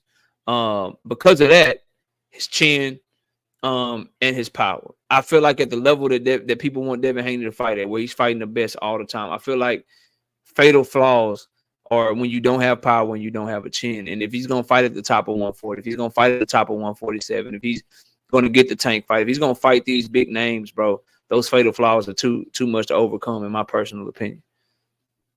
So I don't think he's trash at all. I just think it's certain flaws that you just can't get over once you reach to a certain level. Like if you have a vulnerability with your ability to take a shot, then at some point, bro, that shit's your chin's gonna fail you.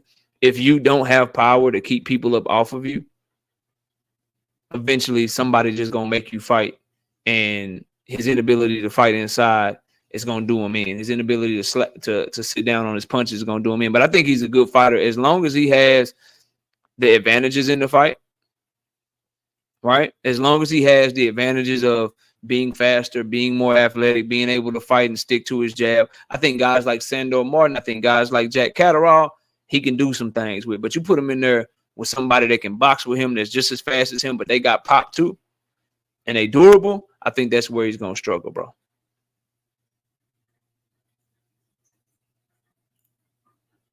Oh, I'll get messy for you. I'll get messy for you. Frequent flyer. Deem says you was defending him going to Eddie too. I told y'all Devin shouldn't go to Eddie. Now look, Eddie's shitting on him like I told y'all. Remember why he got to call Al? That was y'all. Frequent flyer, what you got to say about that?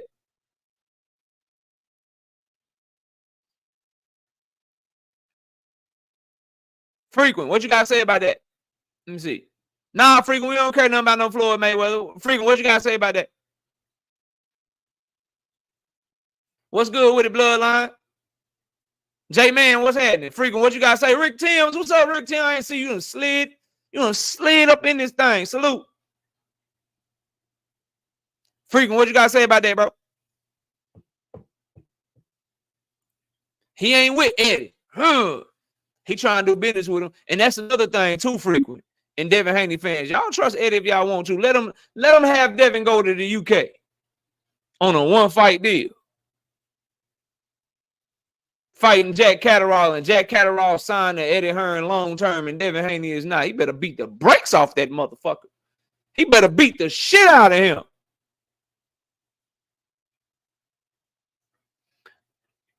Boxing, what up? Kirk got the highest. Shakur has the highest IQ in boxing behind Bud. Can you point to me, bro? What fight can I go watch to see this highest IQ, bro?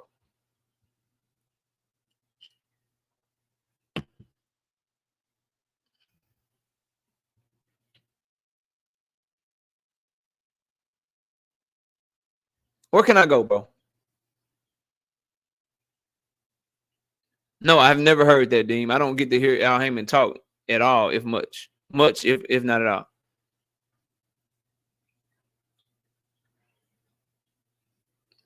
Where can I go, bro?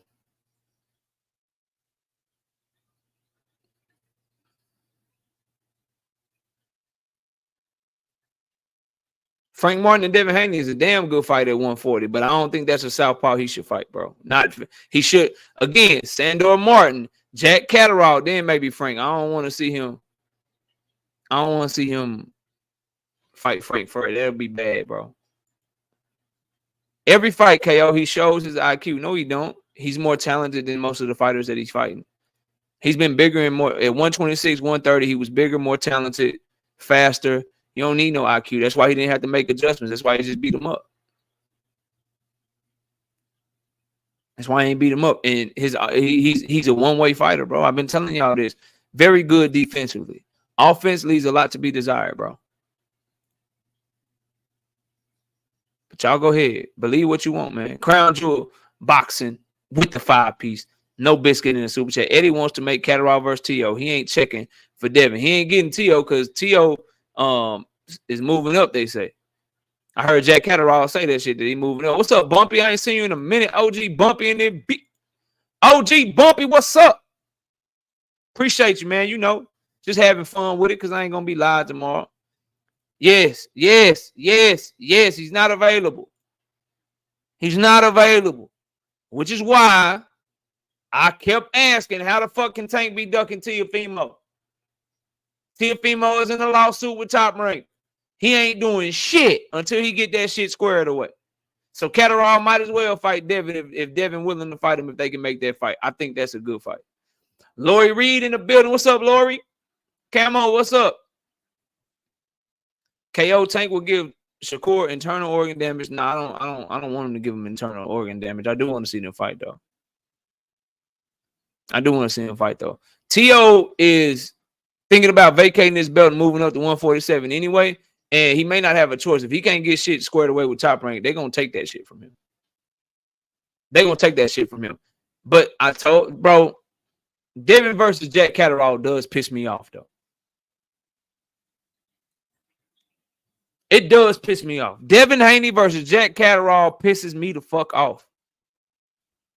It makes me mad, bro. It makes me mad, and it gets under my skin, bro. It makes me mad, and it gets under my skin, and it seeps down in there, bro. Brian King B. Falcone, what's good? It makes me so mad, the thought of him fighting Jack Catterall. Because there was another fighter with good movement that boxes, that uses footwork, that doesn't have a whole lot of power, that you could have fought and still been fucking champion. So the idea of him fighting Jack Catterall pisses me off because he could have fought somebody whose name rhymes with starting. And he could have fought him and kept his belt.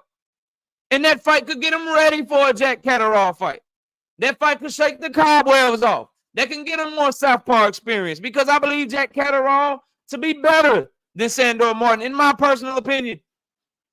And it's a better business move because you'll be able to be a champion. And then maybe Eddie Hearn won't be saying, yeah, Jack Catterall, Devin Haney, we can do that shit in the UK.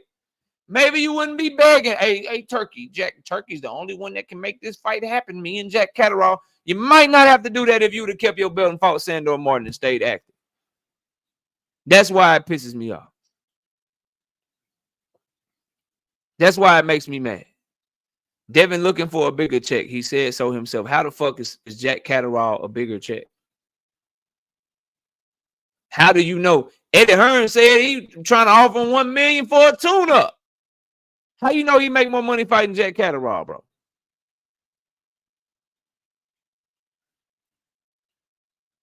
Raw Garcia said, I'm gone. All right, Raw. All right, Raw. Always come to the beginning of the show, though, Raw. We talk about other topics, bro. I got you. You know we got it. Or, join the channel as a member, man. We drop the predictions every single week. But I got to cover the hottest topics in boxing, bro. But I understand. KO, I thought Devin owed Eddie another fight. They could have worked something out. Maybe Eddie got his percentage from the Ryan fight. Maybe he got his percentage from the Ryan fight. Maybe that counted. Maybe they allowed that to count. I don't know. Maybe Eddie let him out because of shit. Maybe there's somewhere if it went to purse bid and Eddie didn't bid on it, then he out of that shit. Maybe the fight was only for Sandor. Who knows, bro? Who knows? All I know is he acting free and Eddie acting like he don't fucking want to fuck with him. What you got on the fights this weekend? Kid Austin is in tough, in my opinion. Who they say Kid Austin was fighting?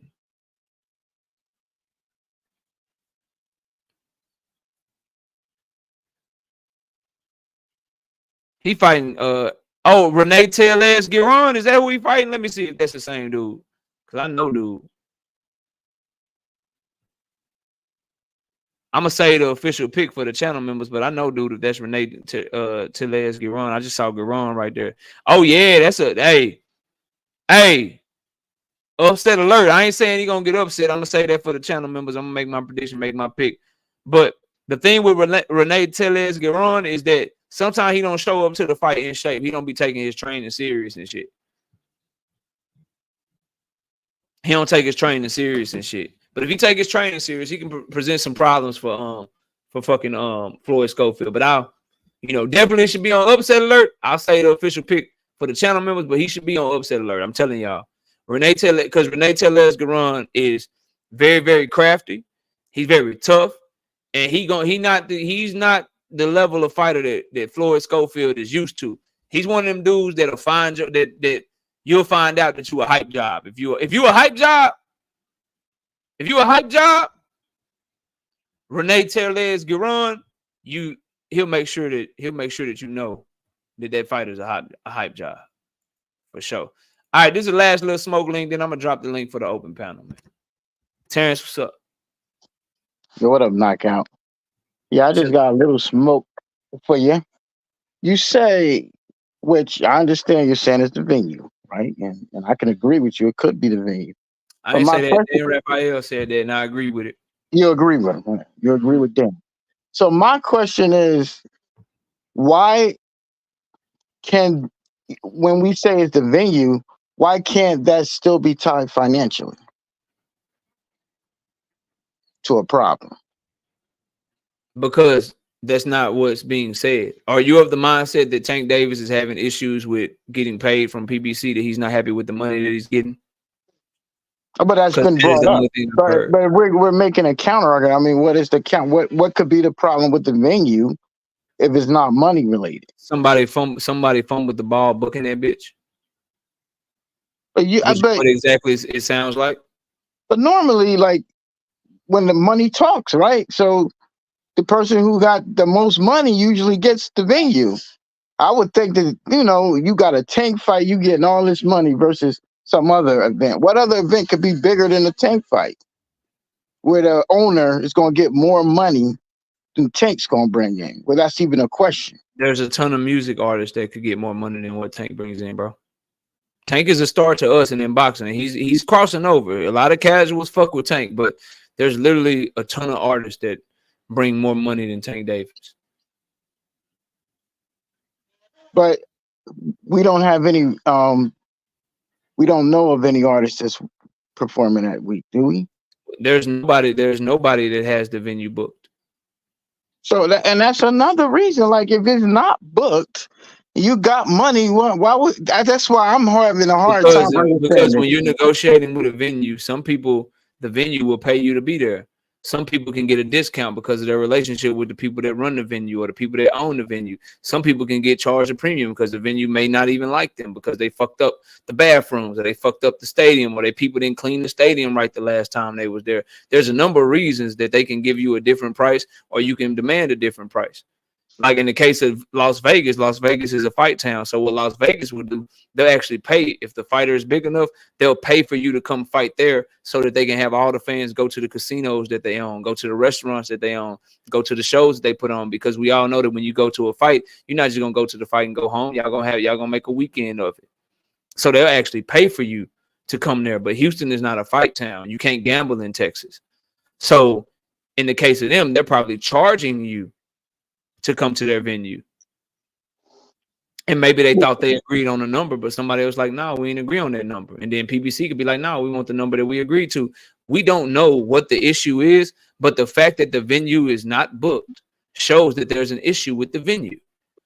What else could there be? Well, okay, but only thing I'm saying, and this is the last point where you can open the pen.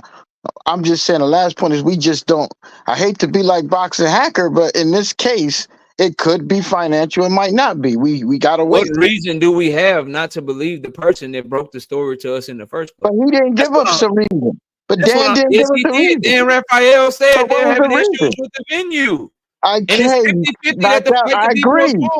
But he didn't give us the reason why is a problem with the venue. Because they told him he don't know exactly. He can't get all the information, but he told you there's an issue with the venue, and everything that's come out after that is showing you that that's the issue, bro. My problem is this with y'all, bro. It's this. Yeah. Nobody else knew that the fight was being postponed. Okay. We're telling the person that broke the story that he's wrong with the why. He's wrong with what happened. Everybody else knows better than him, but he's the one that got the story in the first place. But Dan never gave us the why. Yes, so he did, bro. He just told you they're having issues with the venue, and it's 50-50 that the fight might get postponed, but they're trying to work it out. He told you why. But that doesn't tell us if it's a financial or what. That's what I'm saying. The why that's not clear as to what exactly is the issue. PBC never had an issue with a venue before. Terrence, let's break it down, bro. The evidence to support that they're having issues with the venue is The venue's not booked. If you call, they'll say that it's not booked. Dan Raphael reported it and said that it was the venue, and he's the one that broke the story. And Tank Davis didn't call cap on him, but he did call cap when they tried to say he was fighting on Benavidez's undercard.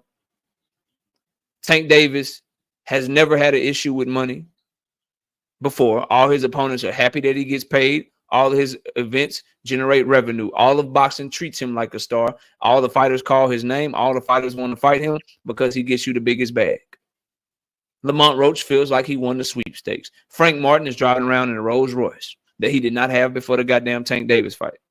So all of the, and Tank Davis, when he's unhappy with his promoter, when it was Floyd Mayweather, him and Floyd Mayweather got into it. When he was mad at the way PBC promoted his Frank Martin fight, he said, y'all are promoting this fight ass, and didn't show up to the goddamn media day workout. So he has showed you through evidence that if he don't like something, if something's going on with his money or something's going on that he don't like,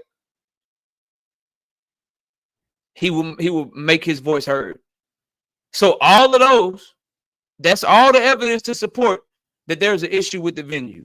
What evidence is there to support that they having issues with the money? Because the venue isn't paid for. They don't have the venue. Because this has never happened as far as I. When is the last time Tank announced a fight and there was a problem with the venue? I don't ever remember that being the case. It has never happened. But fights get pushed back. Fights get pushed back all the time. Yeah, but for Tank, I'm saying I don't ever remember a venue. It hasn't happened. But okay, but that's what I'm saying. Fights get postponed for a multitude of reasons all the time. And it's been reported that Al Haymon has not been as close to PBC in previous years because of health issues and things of that nature. So I'm just speculating. This is just my opinion. Maybe somebody dropped the ball because the person that's the boss of this shit, that's been running this shit, has been kind of in and out. So maybe someone dropped the ball. Maybe someone was given a job that they don't typically do. And now people are having to clean up their mess.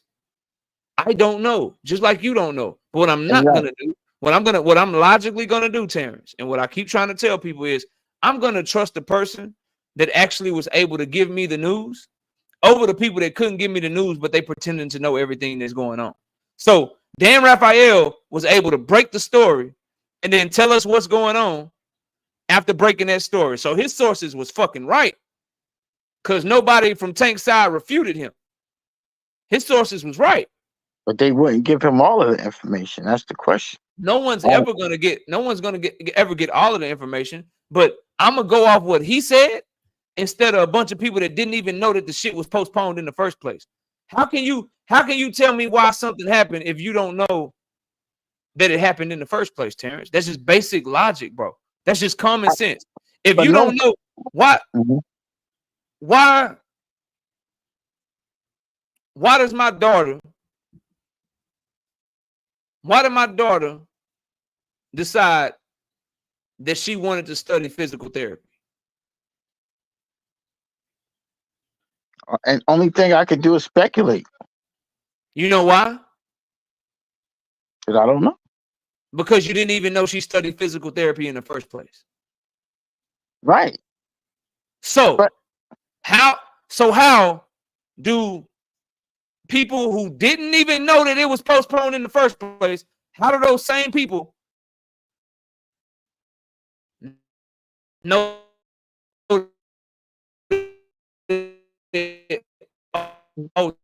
Tank was asking for $3 million, or PBC was trying to pay him $3 million? Oh, there's an issue. It ain't got nothing to do with mic check. Can you hear me? You're kind of, I don't know. Yo, can you hear me? You sound like a robot. I think it was me. Can you hear me now? Yeah, but it's like you are in the end was fine. Go ahead and talk. I think you're good. What about now? Mic check, mic check, mic check, mic check, No, mic check. good. Yeah, it's good. It's good right now. All right, cool. So what I'm telling you is, bro, how can somebody tell you why something happened if they didn't even know it was happening to begin with, bro? Let's see. Knock out. Think about this for a second. Let's see. That's what I'm telling you, bro. This is the last thing I'm gonna say about How are you gonna tell me? How are you gonna tell me that there is a money issue How are you gonna tell me that PBC is broke? How are you gonna tell me that Tank Davis is unhappy with what they're offering to pay him when you didn't even know that there was a postponement in the first place, bro? That's the point. But that's what I'm saying. All we're doing is speculating what the problem. Since they didn't tell us in the story, No, when Dan got the story, we can't say he that didn't Dan tell us. Raphael. We can't say that Dan Raphael is speculating because he's the one that broke the story. When I say He's the one. speculating, He's the one. he's not He's the telling one that us was all of the accurate. details. He's the one that was accurate with his reporting. Yeah, but He's he's the not one that telling us gave. all the He's the one that details. gave the story. Listen, he gave the story and then told you why. And people are like, appreciate the story, but you don't know why. Here's the real reason why. The fuck are we talking about, bro? They're not saying what the real. They're saying they're speculating because he didn't deliver the whole story. It's no different than some athlete. You know how an athlete dies. And we're saying, well, this athlete was in perfect shape and whatever. And people were speculating it's probably due to the vaccine or something. We don't know if it was due to the vaccine, but we're taking on logic that a person of that nature, of that health, usually don't die just suddenly for nothing. So people start speculating because they don't have the whole story. And if people are speculating about this take because we have never seen Tank and the PBC not have any venue problems. Now, you're speculating it's because of Al Heyman issues or whatever. That could be correct, but we don't know. We don't know. When you talk about breaking news or you talk about information disseminating, people are going to tell you what the news is or what the information is first. Then they're going to tell you why that information is valid. That's what's going to happen, bro. People are going to give you information. AKO, what's up, bro? Jesse Bam Rodriguez is going to share the car with Boots Ennis. Oh, word? Yeah, they doing that because they're trying to make sure Boots keep doing numbers in Philly. That's how disseminating information works, Terrence. They're gonna give you what the story is. G5, what up, homie? They're gonna give you what the story is. Then they're gonna back that up. Then they're gonna back that up with why the story is valid. No one is gonna be able to tell you why something happened if they didn't even know it happened in the first place, bro. They're lying to you. They're speculating. They're trying to make you think that they know what they're talking about. I'll admit that all mine is pure speculation. And the only reason I'm making it because I don't have any more information than what Dan said, but he didn't give me the whole story. What I would say to you in that case. Yeah. What I would say to you in that case is then the best person to listen to is the person that gave you the information in the first place. Because he had a good enough source to break the story to you. Well, we're waiting. So he should be the one that you believe when he tell you what's the reason. Well, I guess that's. But let's see when he's going to break the news. Because until he does, what we're going to have is people speculating as to what the reason that they don't have this venue. Was it an error? Do they have? Is it a money issue? They don't know until he says it. I guess or somebody credible comes out with a reason. We just don't know. And then he legitimately just said, "I'm still fighting in Houston. Everything is still a go." Okay. So they could have gotten it fixed. And I want to be clear. This is not to shit on anybody, bro. This is no disrespect to anybody, but this has to be said. Then I'm going to open up the panel. You guys, everyone in the chat, because I'm reading the chat at the same time. Listen to me and listen to me good. The person that answers the phone is not going to have the information that the boss has. I'm going to say that again, bro. The person that answers the phone is not going to have the information that the boss has. A motherfucker that drives a truck for Amazon is not going to be able to tell me what Jeff Bezos' plans are for Amazon in the future. They just driving the goddamn truck. The person that's answering the phone, looking on a website, telling you the dates that something is booked is not going to have the same fucking information that somebody who actually is the boss of that venue is going to have, bro. Basically, what I'm saying is, as content creators, we not calling the same people for the Toyota Center that Al Heyman is calling. We not calling or reaching out to the same people that Premier Boxing Champions is reaching out to. Just make sure that everyone understands that, bro. Just make sure that y'all really understand that, bro. But y'all go ahead and believe whatever y'all want to believe. Panel open, man. I'm finna drop the link for everybody, bro. All right, knockout. You can stay, you can stay, bro. You good? Oh, this the link? Oh, okay. Yeah, you good. It's the same link. I just change it and pin a new one, bro. All right. Dion Gale, I hear you saying stop, KO, but this is what I need you to do, Dion. This is what I need you to do, and this is some real shit. I've been live, Dion, since 7:30. Don't hit the link now. Don't wait for an open panel to hit the link. Stay in the chat. Don't hit my link again until you're trying to get some one-on-one action, bro. Because you be commenting. No, see, I see you right there. No, Dion. I've been live for 2 hours. You won't come up here when you think it's safe. When I open up the panel for everybody. But when I'm on smoking, I want one-on-one action, you just in the comments. No, sir. You can come back on Monday because I'm not going live tomorrow. You can come back. And we can get it cracking in. Matter of fact, stay right there. If y'all want me to let them up, I'll let them up. But I don't like that shit, bro. I don't like that shit. Why you wait till the open panel to try to hit the link when I've been live for 2 hours and you could hit the link? He left. It's all good. He left. Yeah, bro. Hit that link, dog. Hit that link and get some one-on-one time, dog. We're not doing that. We're not doing that, bro. What's up, Paige? What's going on? What's going on, KO? Salute to the panel as well. Hey, bro, I agree with you though. But I'm still trying to understand where the fuck this 3 million shit came from when Dan never reported shit about no money. Like he literally listed the venue. It appears to be venue issues. Nothing about no fucking money. So where did this shit come from?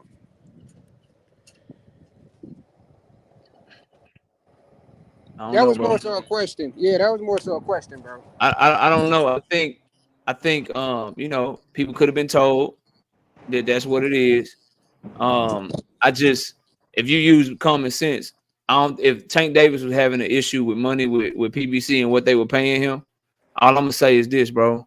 He would not have announced his fight in the first place. He wouldn't have done that shit in the first place, bro. That means the fight was already signed then. That's what I'm trying to get to. All right, Dion, you can come on up, Dion. You can come on up, Dion. If you want to come on up, you come on up. Yeah, just put us backstage, bro. You go ahead. Nah, he can come on up. We can keep it going. Cause I got your op in here. I got your op in here too. I got your op in here too. Dion, you got an echo, bro. I'm gonna mute you. Go fix your echo or something. Frequent, what's up? Here, what's up? Chilling. What's good, fam? I'm chilling. What you got for the show?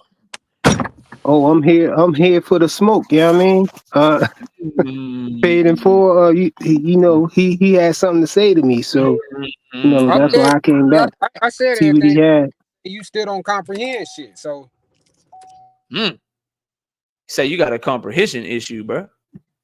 That's crazy. Oh yeah, I did go back and look at that video that you was asking me to look at last time, and I'm doubling down, bro. Even in the video, it's basically proving my point. What I was saying. I think you so fanboyed out on Gervonta Tank Davis that you probably missing the whole. What the fuck? You missing the whole thing, bro. Anything to do with logic thinking, bro? What the fuck do a fan got to do with anything with logical thinking, bro? Because first of all, tell you that the fight wasn't available to make. How the fuck can you make up in your head that the fucking fight was available to make? Listen, he's telling you. Listen, that the fight wasn't able to be made. Listen, the reason I said what I said just now is because even in the video that she put out, I'm in the video saying that I'm not one of the dudes that believe that Gervonta Tank Davis ducked Lomachenko. So your whole argument is stupid on the basis of that. In the video you hear me say that. So how can you use that video to say you're debunking that Gervonta Tank Davis is ducking Lomachenko when I said that in the video from the beginning? That wasn't even my argument. That's what the whole conversation was about. What are you talking about? That's what that's why I it's said. really not. That's why I said you If you wanna fanboyed out, listen, because hold on, bro. you can't Hold even on. comprehend the video, what I'm saying in the video. Dummy. We're Dummy. talking about If you would have fucking listened, my if you would have fucking argument was, listened, what listen the to me. fuck My hold on, argument, you listen to me, nigga. Hold on. go ahead. I simply said, bro, go back and listen to the video. I said that shit sound crazy, bro. I never said you was right or wrong. I said simply go back and listen to the video. You came up here on some tough guy shit. So how I sound crazy when in the video, my Okay. point that I'm arguing in the video. So since you went back and saw the video, how many times did they had to break the fucking shit down to you, bro?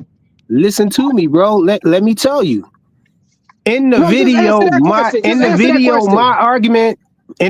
my argument was it would have been a good idea for Gervonta Tank Davis to take the fight with Kambosos. I was talking about him taking the belts from George Kambosos. And so it don't even match the title of the video, first of all. Hold on. But then what y'all was trying to say was that what Bob Arum was saying means that Lomachenko wasn't pursuing Gervonta Tank Davis, or Tank didn't duck him. I didn't say he was ducking him in the first place. I was saying that Floyd Mayweather steered him away from it. But what Bob Arum was talking about in that video, it was years later, and Bob Arum was talking about Lomachenko at 135 when he had the belts. He was saying, why would he make the... This is what I'm saying, bro. You see what I'm saying, bro? They played an old video onto the recent video, bro. Like, that's what I'm saying. You study talking about old shit. It's not old, bro. That's why I said you don't think when you not thinking, bro. And you not listening to what the fuck people be trying to tell you, dog.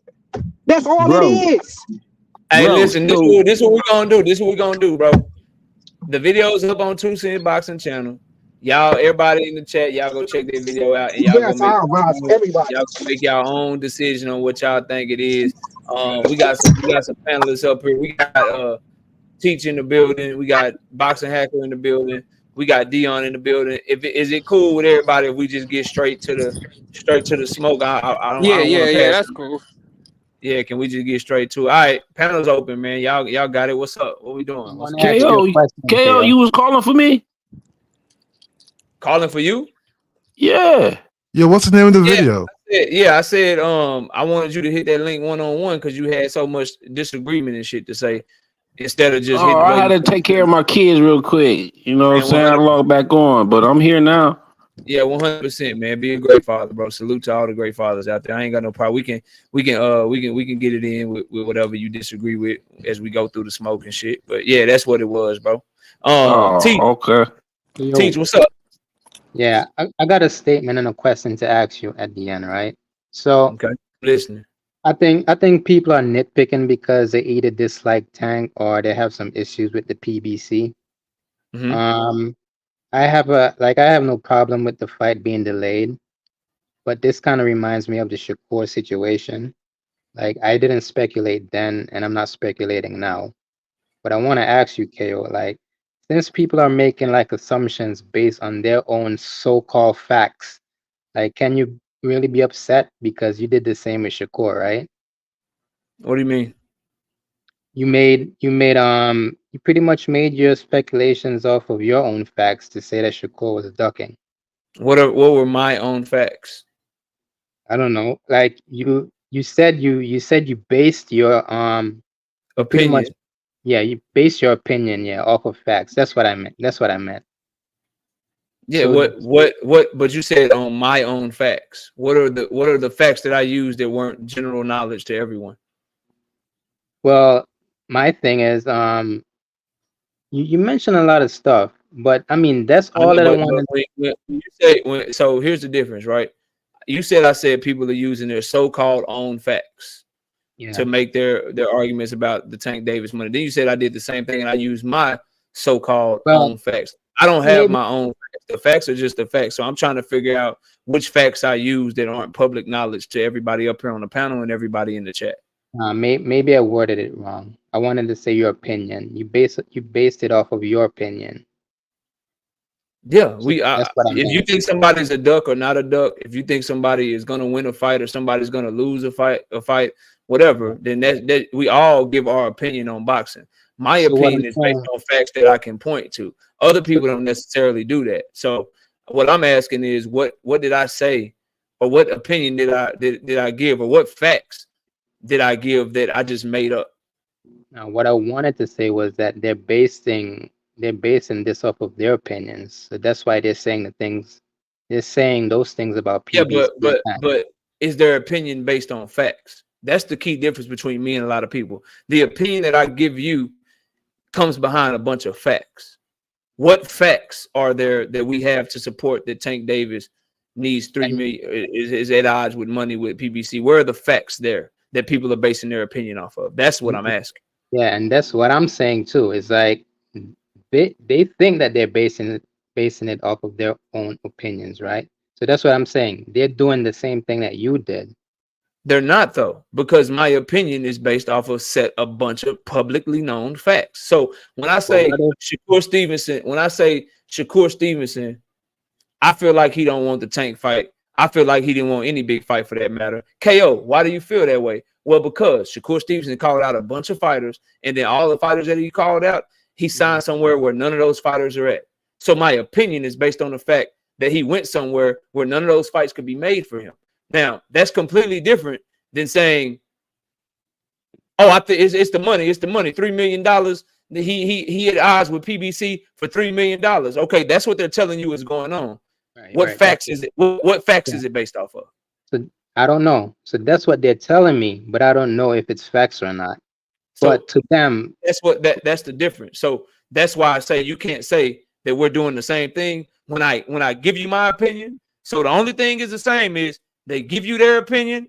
Right. I give you my opinion. Right. When I give you my opinion, I give you a bunch of facts to back it up. When they give you their opinion, they're just telling you to trust them. They got sources. You see the difference?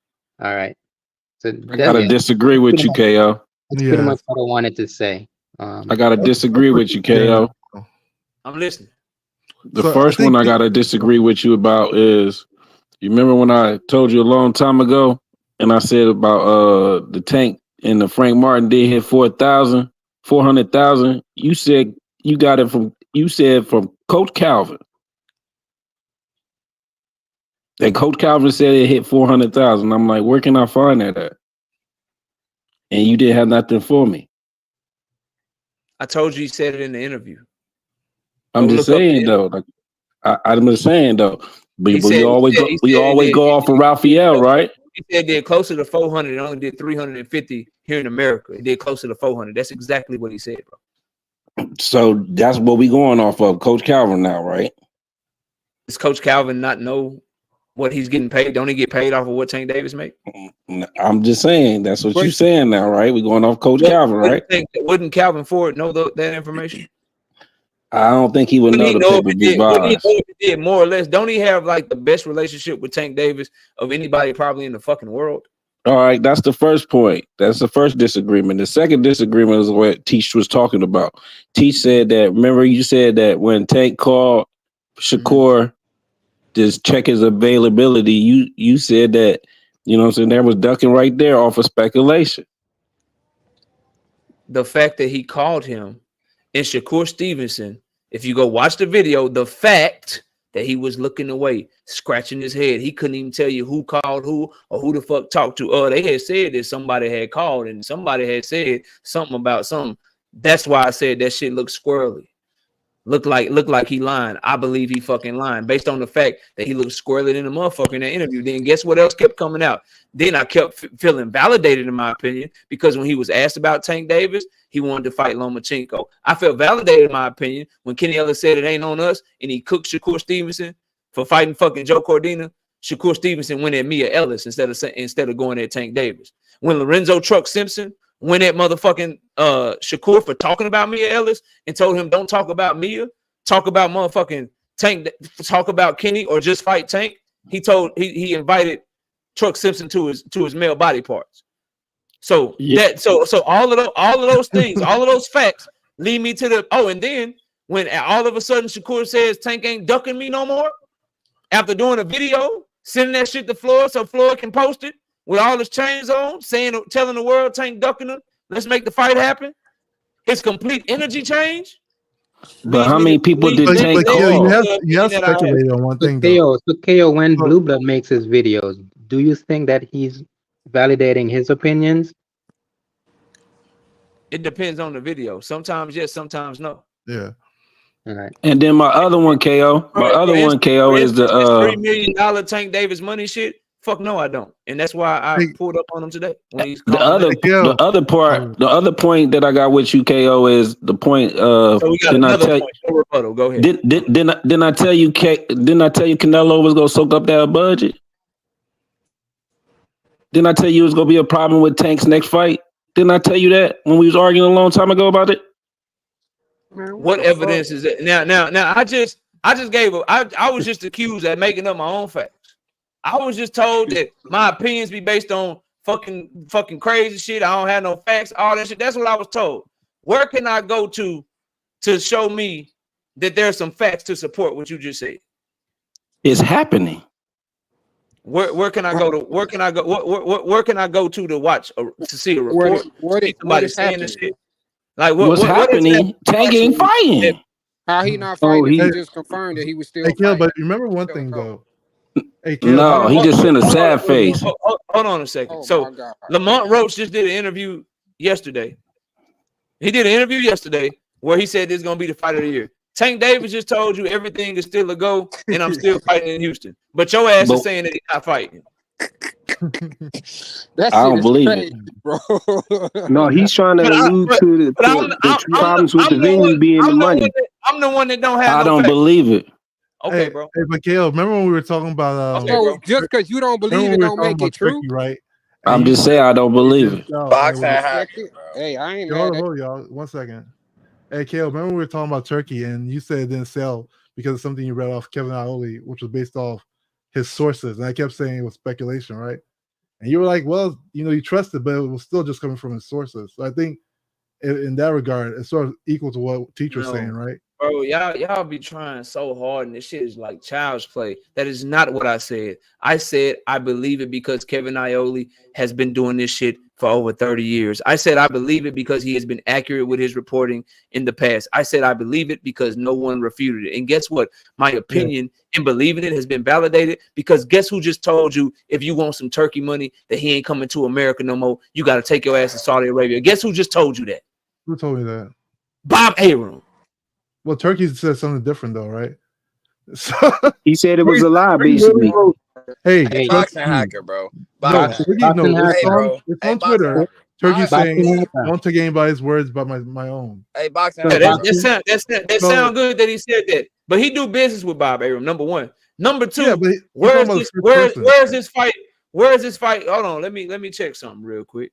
Because I like to deal in facts. Just give me. Y'all can go ahead. I'm just gonna check something. Hey, boxing hacker, bro. I believe boxing. Hey, let me say something real quick. I just want to get this off real quick because I watch KO every day, bro. Every day that he live, I watch this every day. And boxing hacker, I listen to you all the time. And I think I ain't trying to like attack you. I think you actually try to educate yourself on what you be talking about. But the problem with me is you would verbally agree with somebody and then make a escape route to try to prove against that person's point. I will verbally agree with somebody with the rehydration clause, bro. You said it's not healthy for a fighter to have to not fight in a comfortable weight. But then that's true.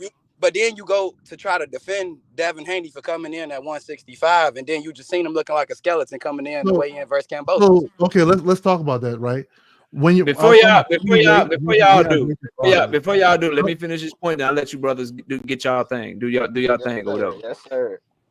Let me say this, bro. I hear what you just said about Turkey Al-Sheikh. If you don't come from nobody, then blah blah blah.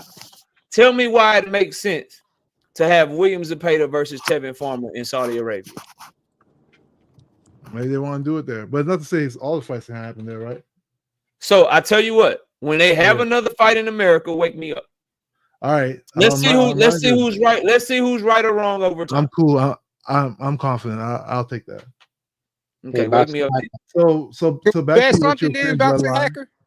Let me make a bet for KO because he don't bet money. Could we bet? Let me respond to Bloodline. Bet what?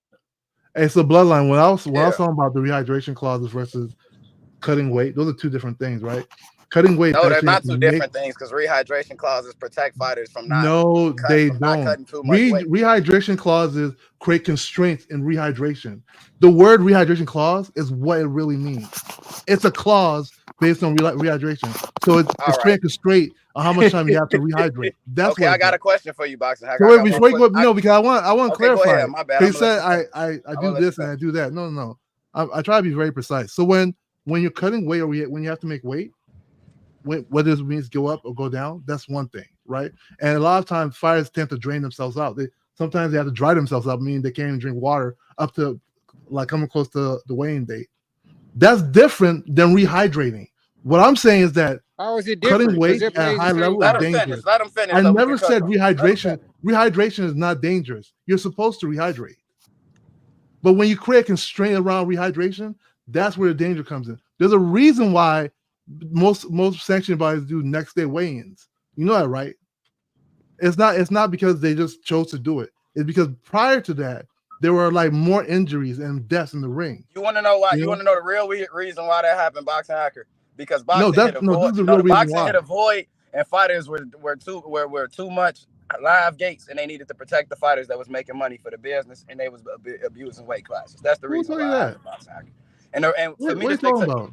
Oh, look, the reason why rehydration clauses is not great for fighters is because why do you need a rehydration clause to rehydrate over 10 pounds? If you rehydrate over 10 pounds, don't that mean you don't need to be fighting in that weight class? Yes or no? Exactly.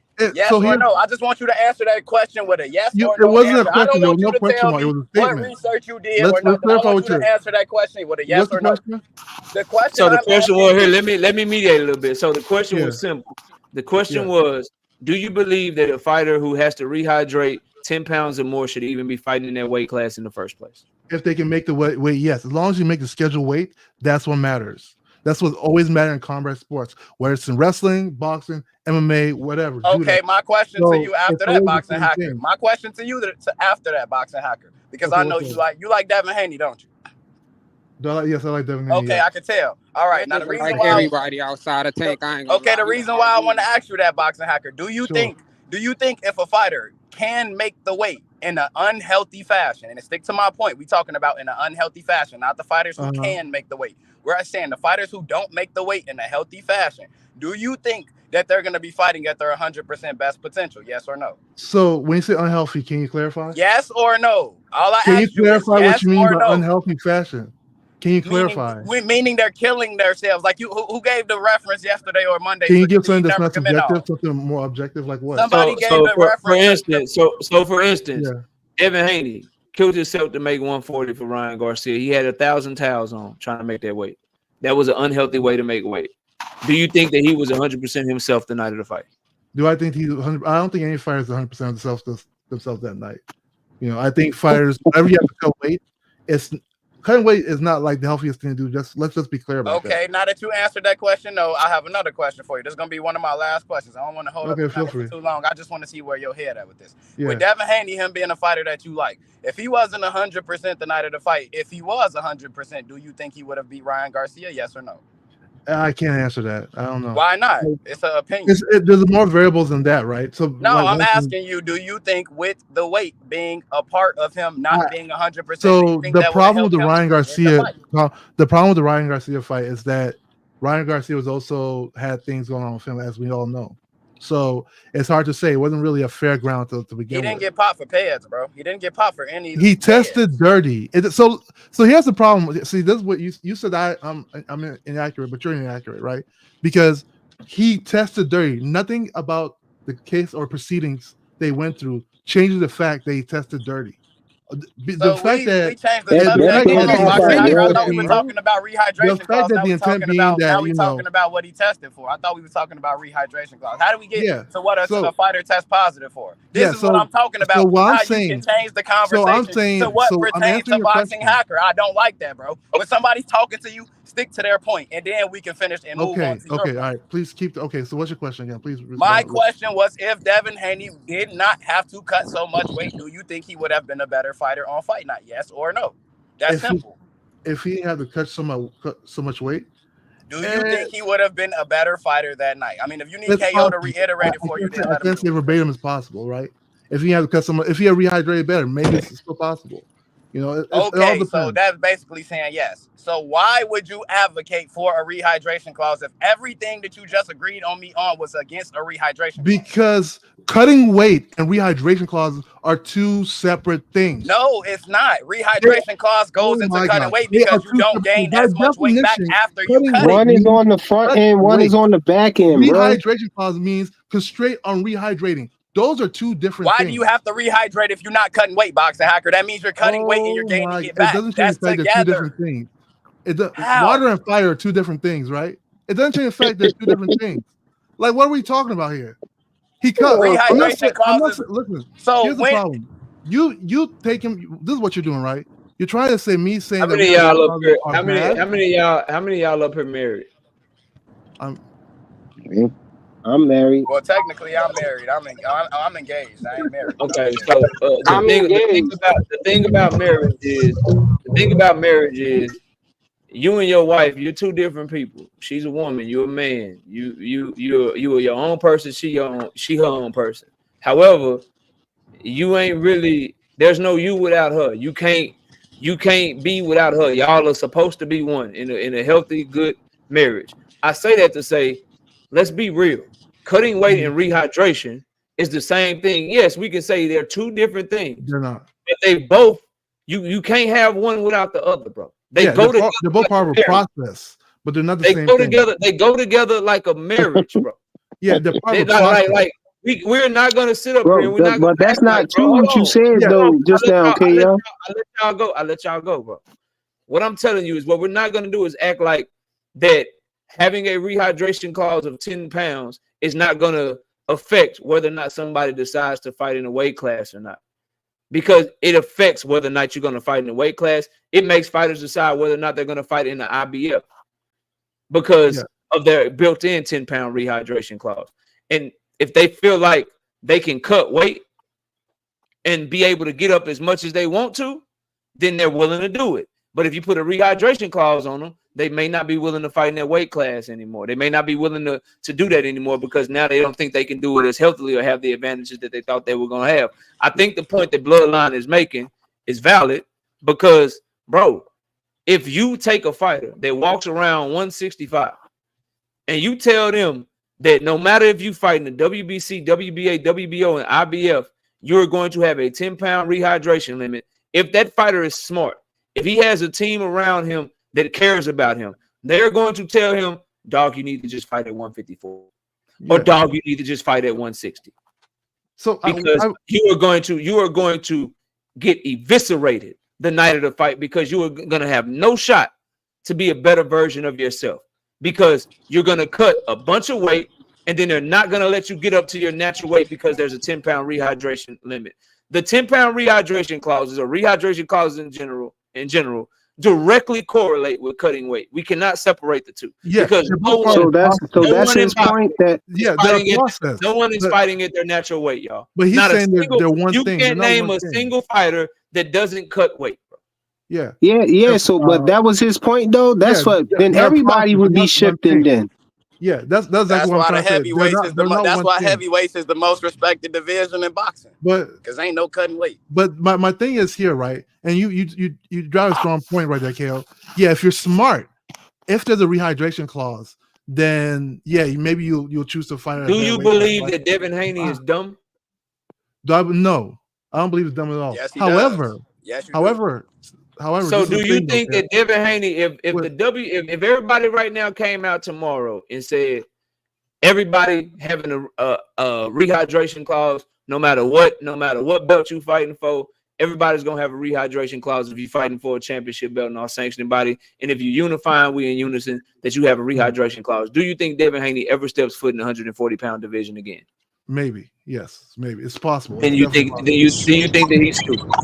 No. That's a false dichotomy. That's a pure false dichotomy. So let's not do that.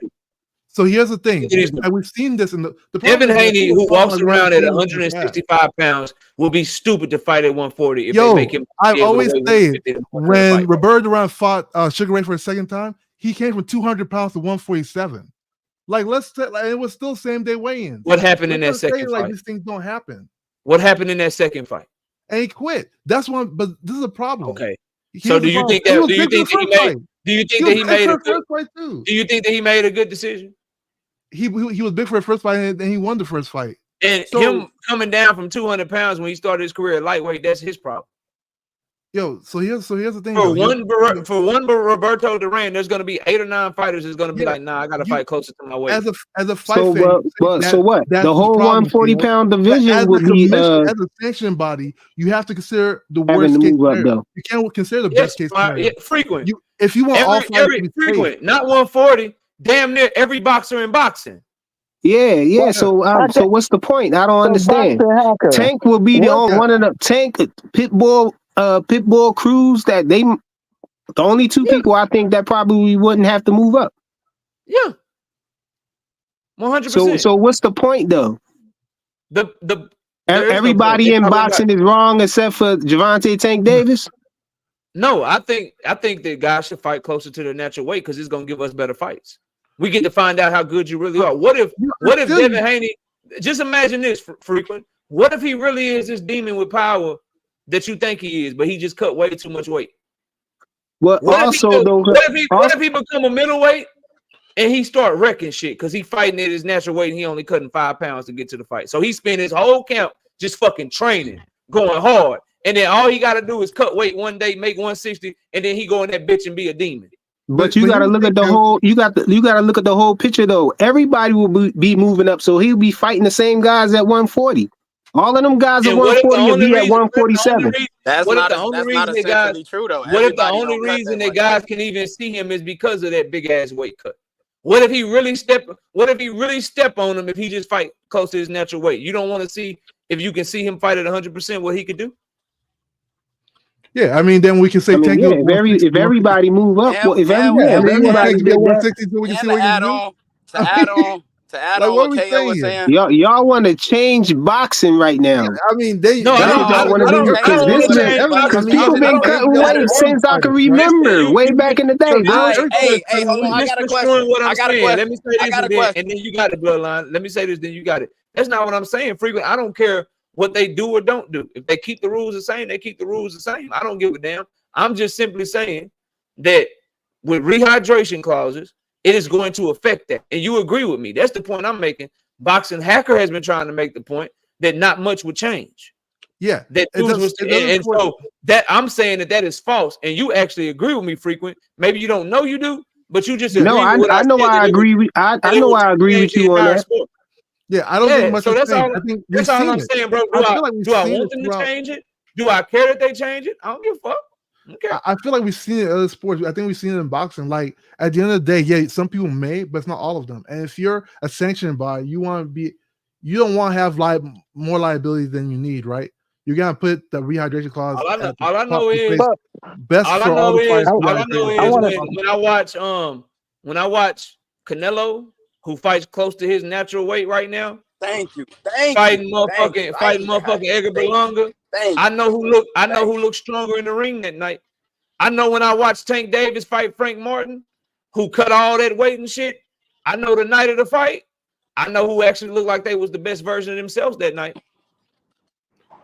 Do you feel like that's Tank's natural weight? I think Tank Davis. Tank got the cheat code though, because he's short though. Between 135 and 130. No. Tank Davis made good weight. Hey, I got a question. Do any of y'all go to the gym? Anybody in this chat go to the gym?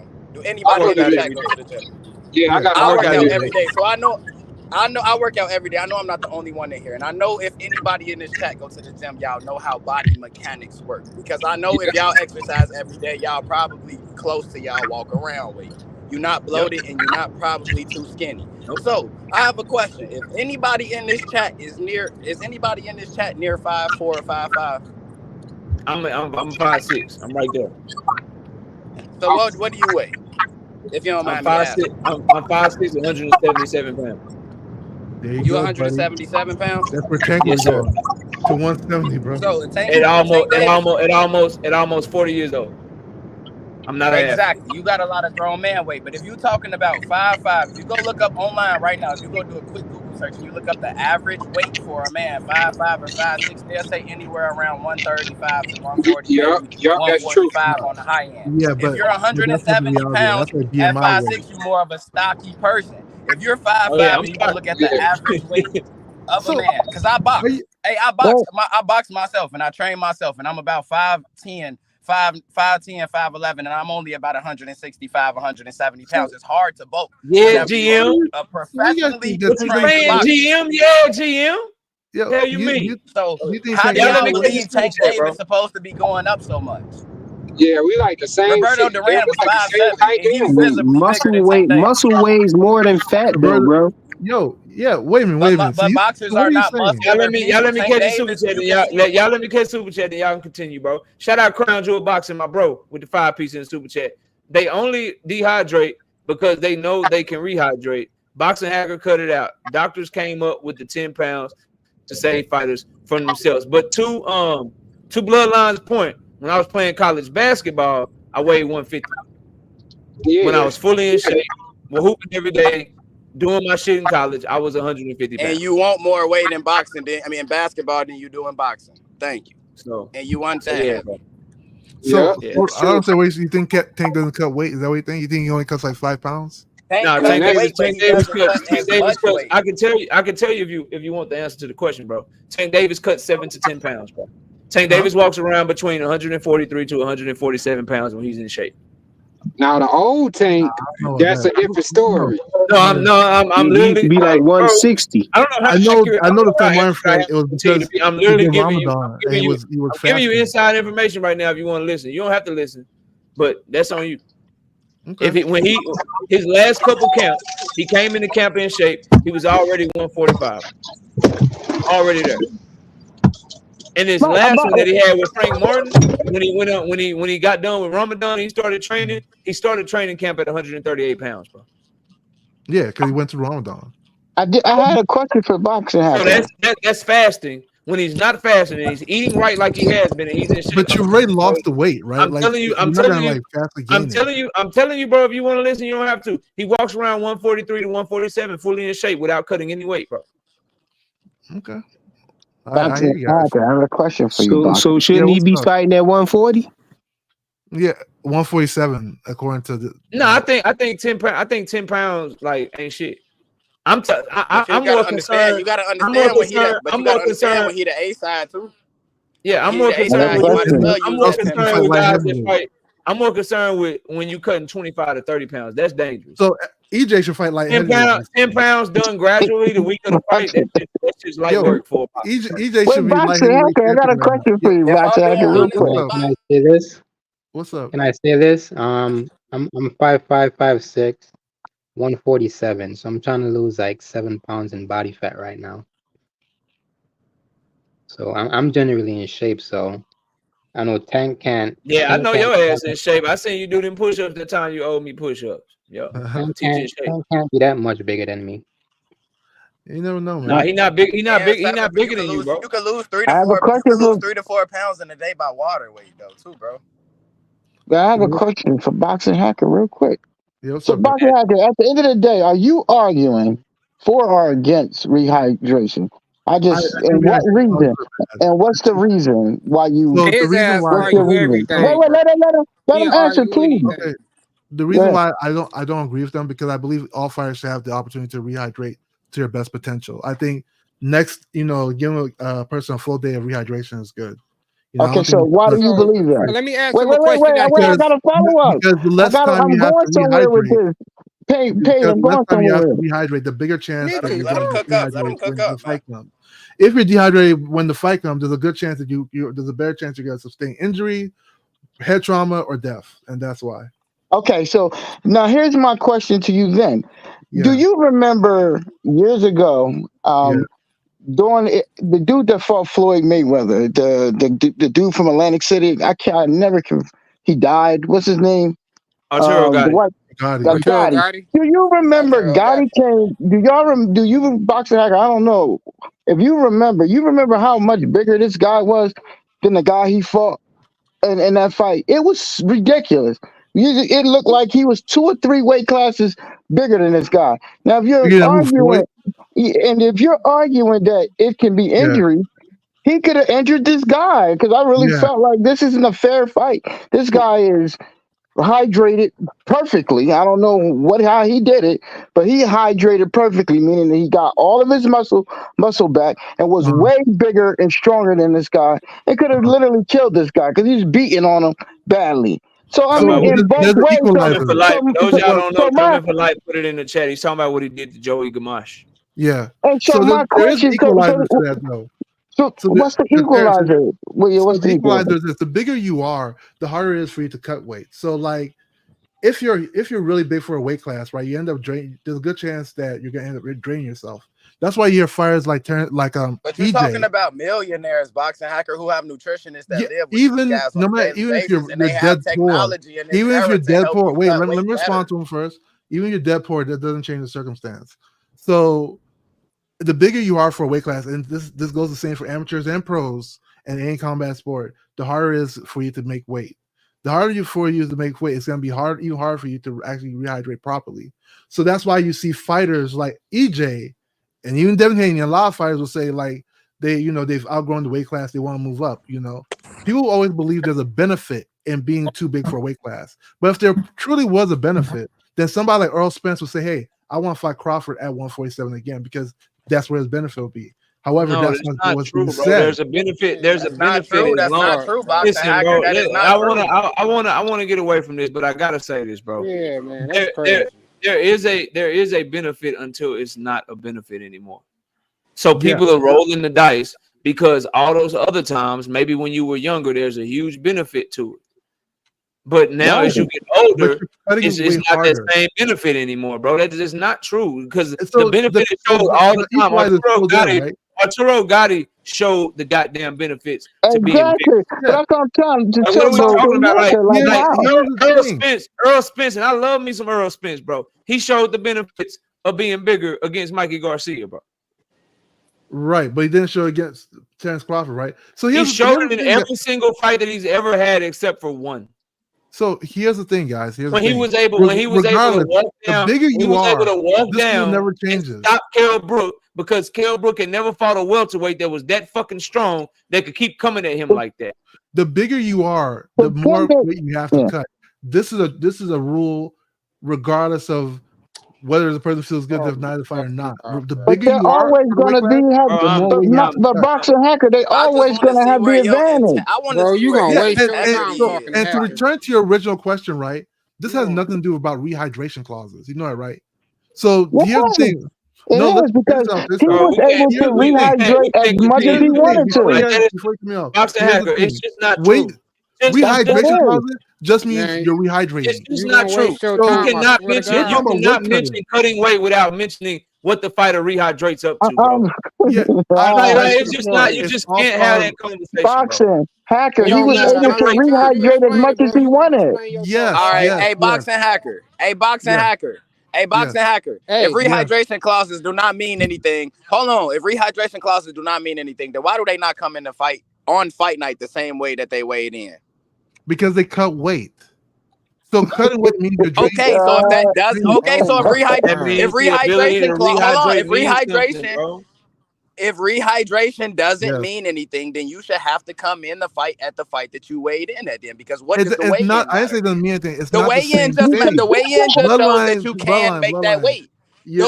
Bro, did you watch Demetrius Andrade versus David Benavidez? No, I didn't say it doesn't mean anything. I said it's not the same thing. So what you guys are arguing? They do work together because if they don't work together, then that means you don't rehydrate. You're not arguing rehydration. No one is saying that they're the same thing, bro. Yeah. So listen, bro? Do you agree that they go together? Yeah, the power. Do you agree that being able to rehydrate is important? Yes. So why do you believe that rehydration? Do you believe that rehydration clauses affect your ability to rehydrate? You said what? Do you believe that a rehydration clause affects your ability to rehydrate how you want? Yeah, to give you less time to rehydrate. Okay, then we all agree. Let's move on. That's my thing, bro. That nigga was sitting there fucking argue with you. We all fucking agree. Let's move on. Boxing Hacker, you are a grown man. Where is your integrity, bro? When you bro, that nigga, bro, I swear to God, he would literally sit there and argue. You been up here arguing. You been up here arguing about like that you agree with. You keep saying things don't make any sense. Sometimes you just have to be like, y'all right. What are you I trying promise to God. Hey, if you actually listen to Boxing Hacker, bro, that nigga will argue with you about anything. You always have no point. Bloodline. He'll argue with you when he agree with you, though. That's the problem. Yeah. You disagree with the overall point that everybody been making to you, bro. Specifically, Bloodline. It's not the same as Bloodline. I just asked you questions surrounding the point that he was trying to make to you. You answered to yes of all those questions. Clauses are good. I said they're not good. I said they're not. He said that there should be 10-pound rehydration clauses. I said they're not. The questions you asked me never led to that conclusion. Boxing Hacker, we can stop this video right now. I never said that there should or shouldn't be a rehydration clause. I asked let me get my dog up here, man. Let me get my boy up here, my trucker, man. My guy out of Baltimore, man. Listen, what's up, Chris? What's up, KO, man? We all know why Devin fans don't like rehydration clauses. We all know that. Thank you. Yo, a lot of fighters don't like rehydration. You don't even have to say Devin. Devin fans in particular don't like most fighters. Hold on, buddy. Devin fans in particular don't like rehydration clause because Devin is my size, bigger than me. Honestly, he's my height. I'm a little, maybe an inch taller than him, but he has to cut down to fight smaller guys to have strength, to be able to last in the ring with guys like even Lomachenko. As soon as he fought a guy that was closer to his size, you saw what happened. That's why y'all don't. Come on, buddy. That's not completely true. I always say this. Devin Haney started 135 when he was 17 years old. People ignore this fact.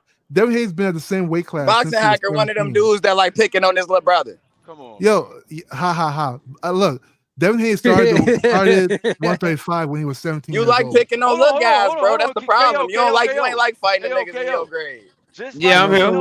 Look, just like we know the usual suspects that want to make all this talk about when it comes to Tank's money, Tank having money problems, is coming from who? None other than Devin fans, because we know who really got money problems. We know who really got How can somebody have money problems when they sold more than the guy that they're talking about?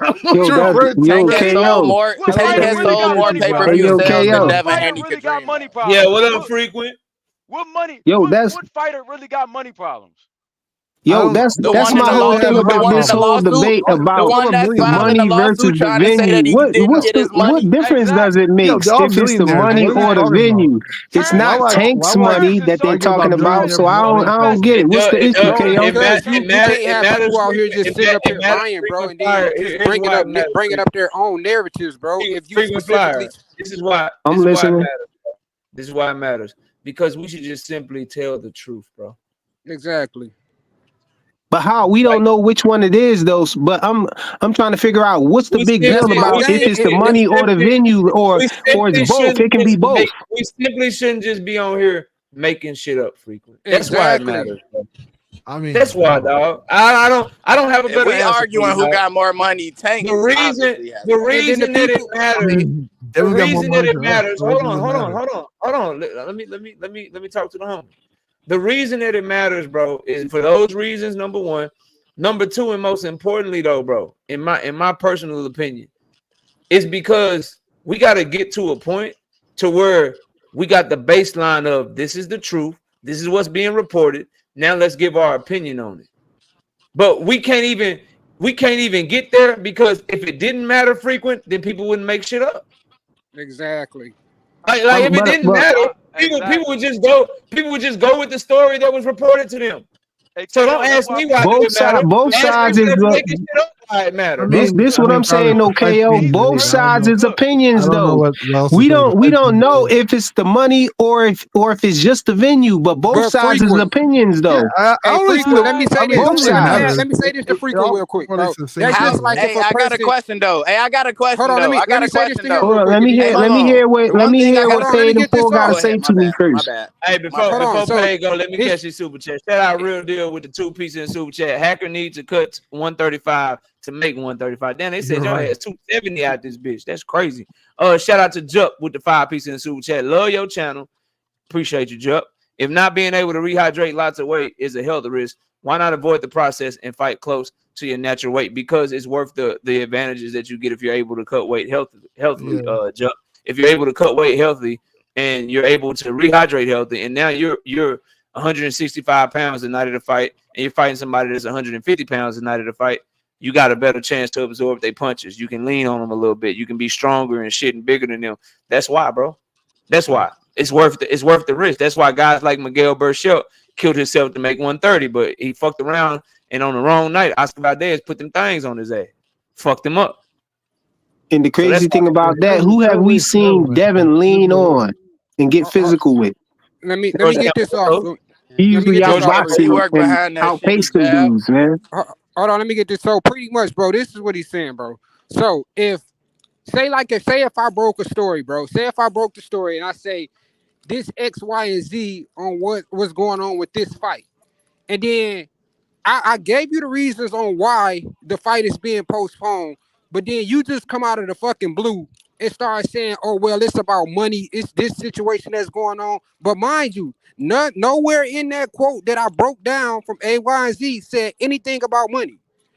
I specifically gave you the reason on why the fight is postponed, but then you start going and making up your own fucking narratives about why the fucking fight is postponed when the person who broke the story never said nothing about that.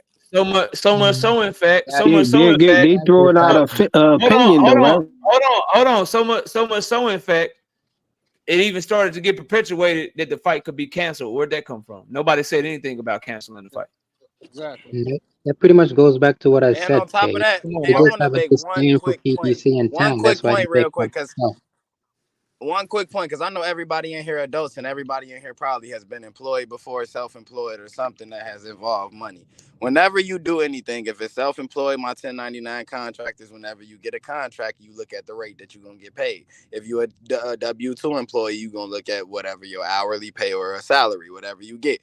You sign on that or you agree to that before you start working. You don't look at your pay after. Hold on. So to make that quick point, Gervonta Tank Davis or anybody on that card should not have to worry about any money discrepancies because that's discussed before you agree to fighting somebody.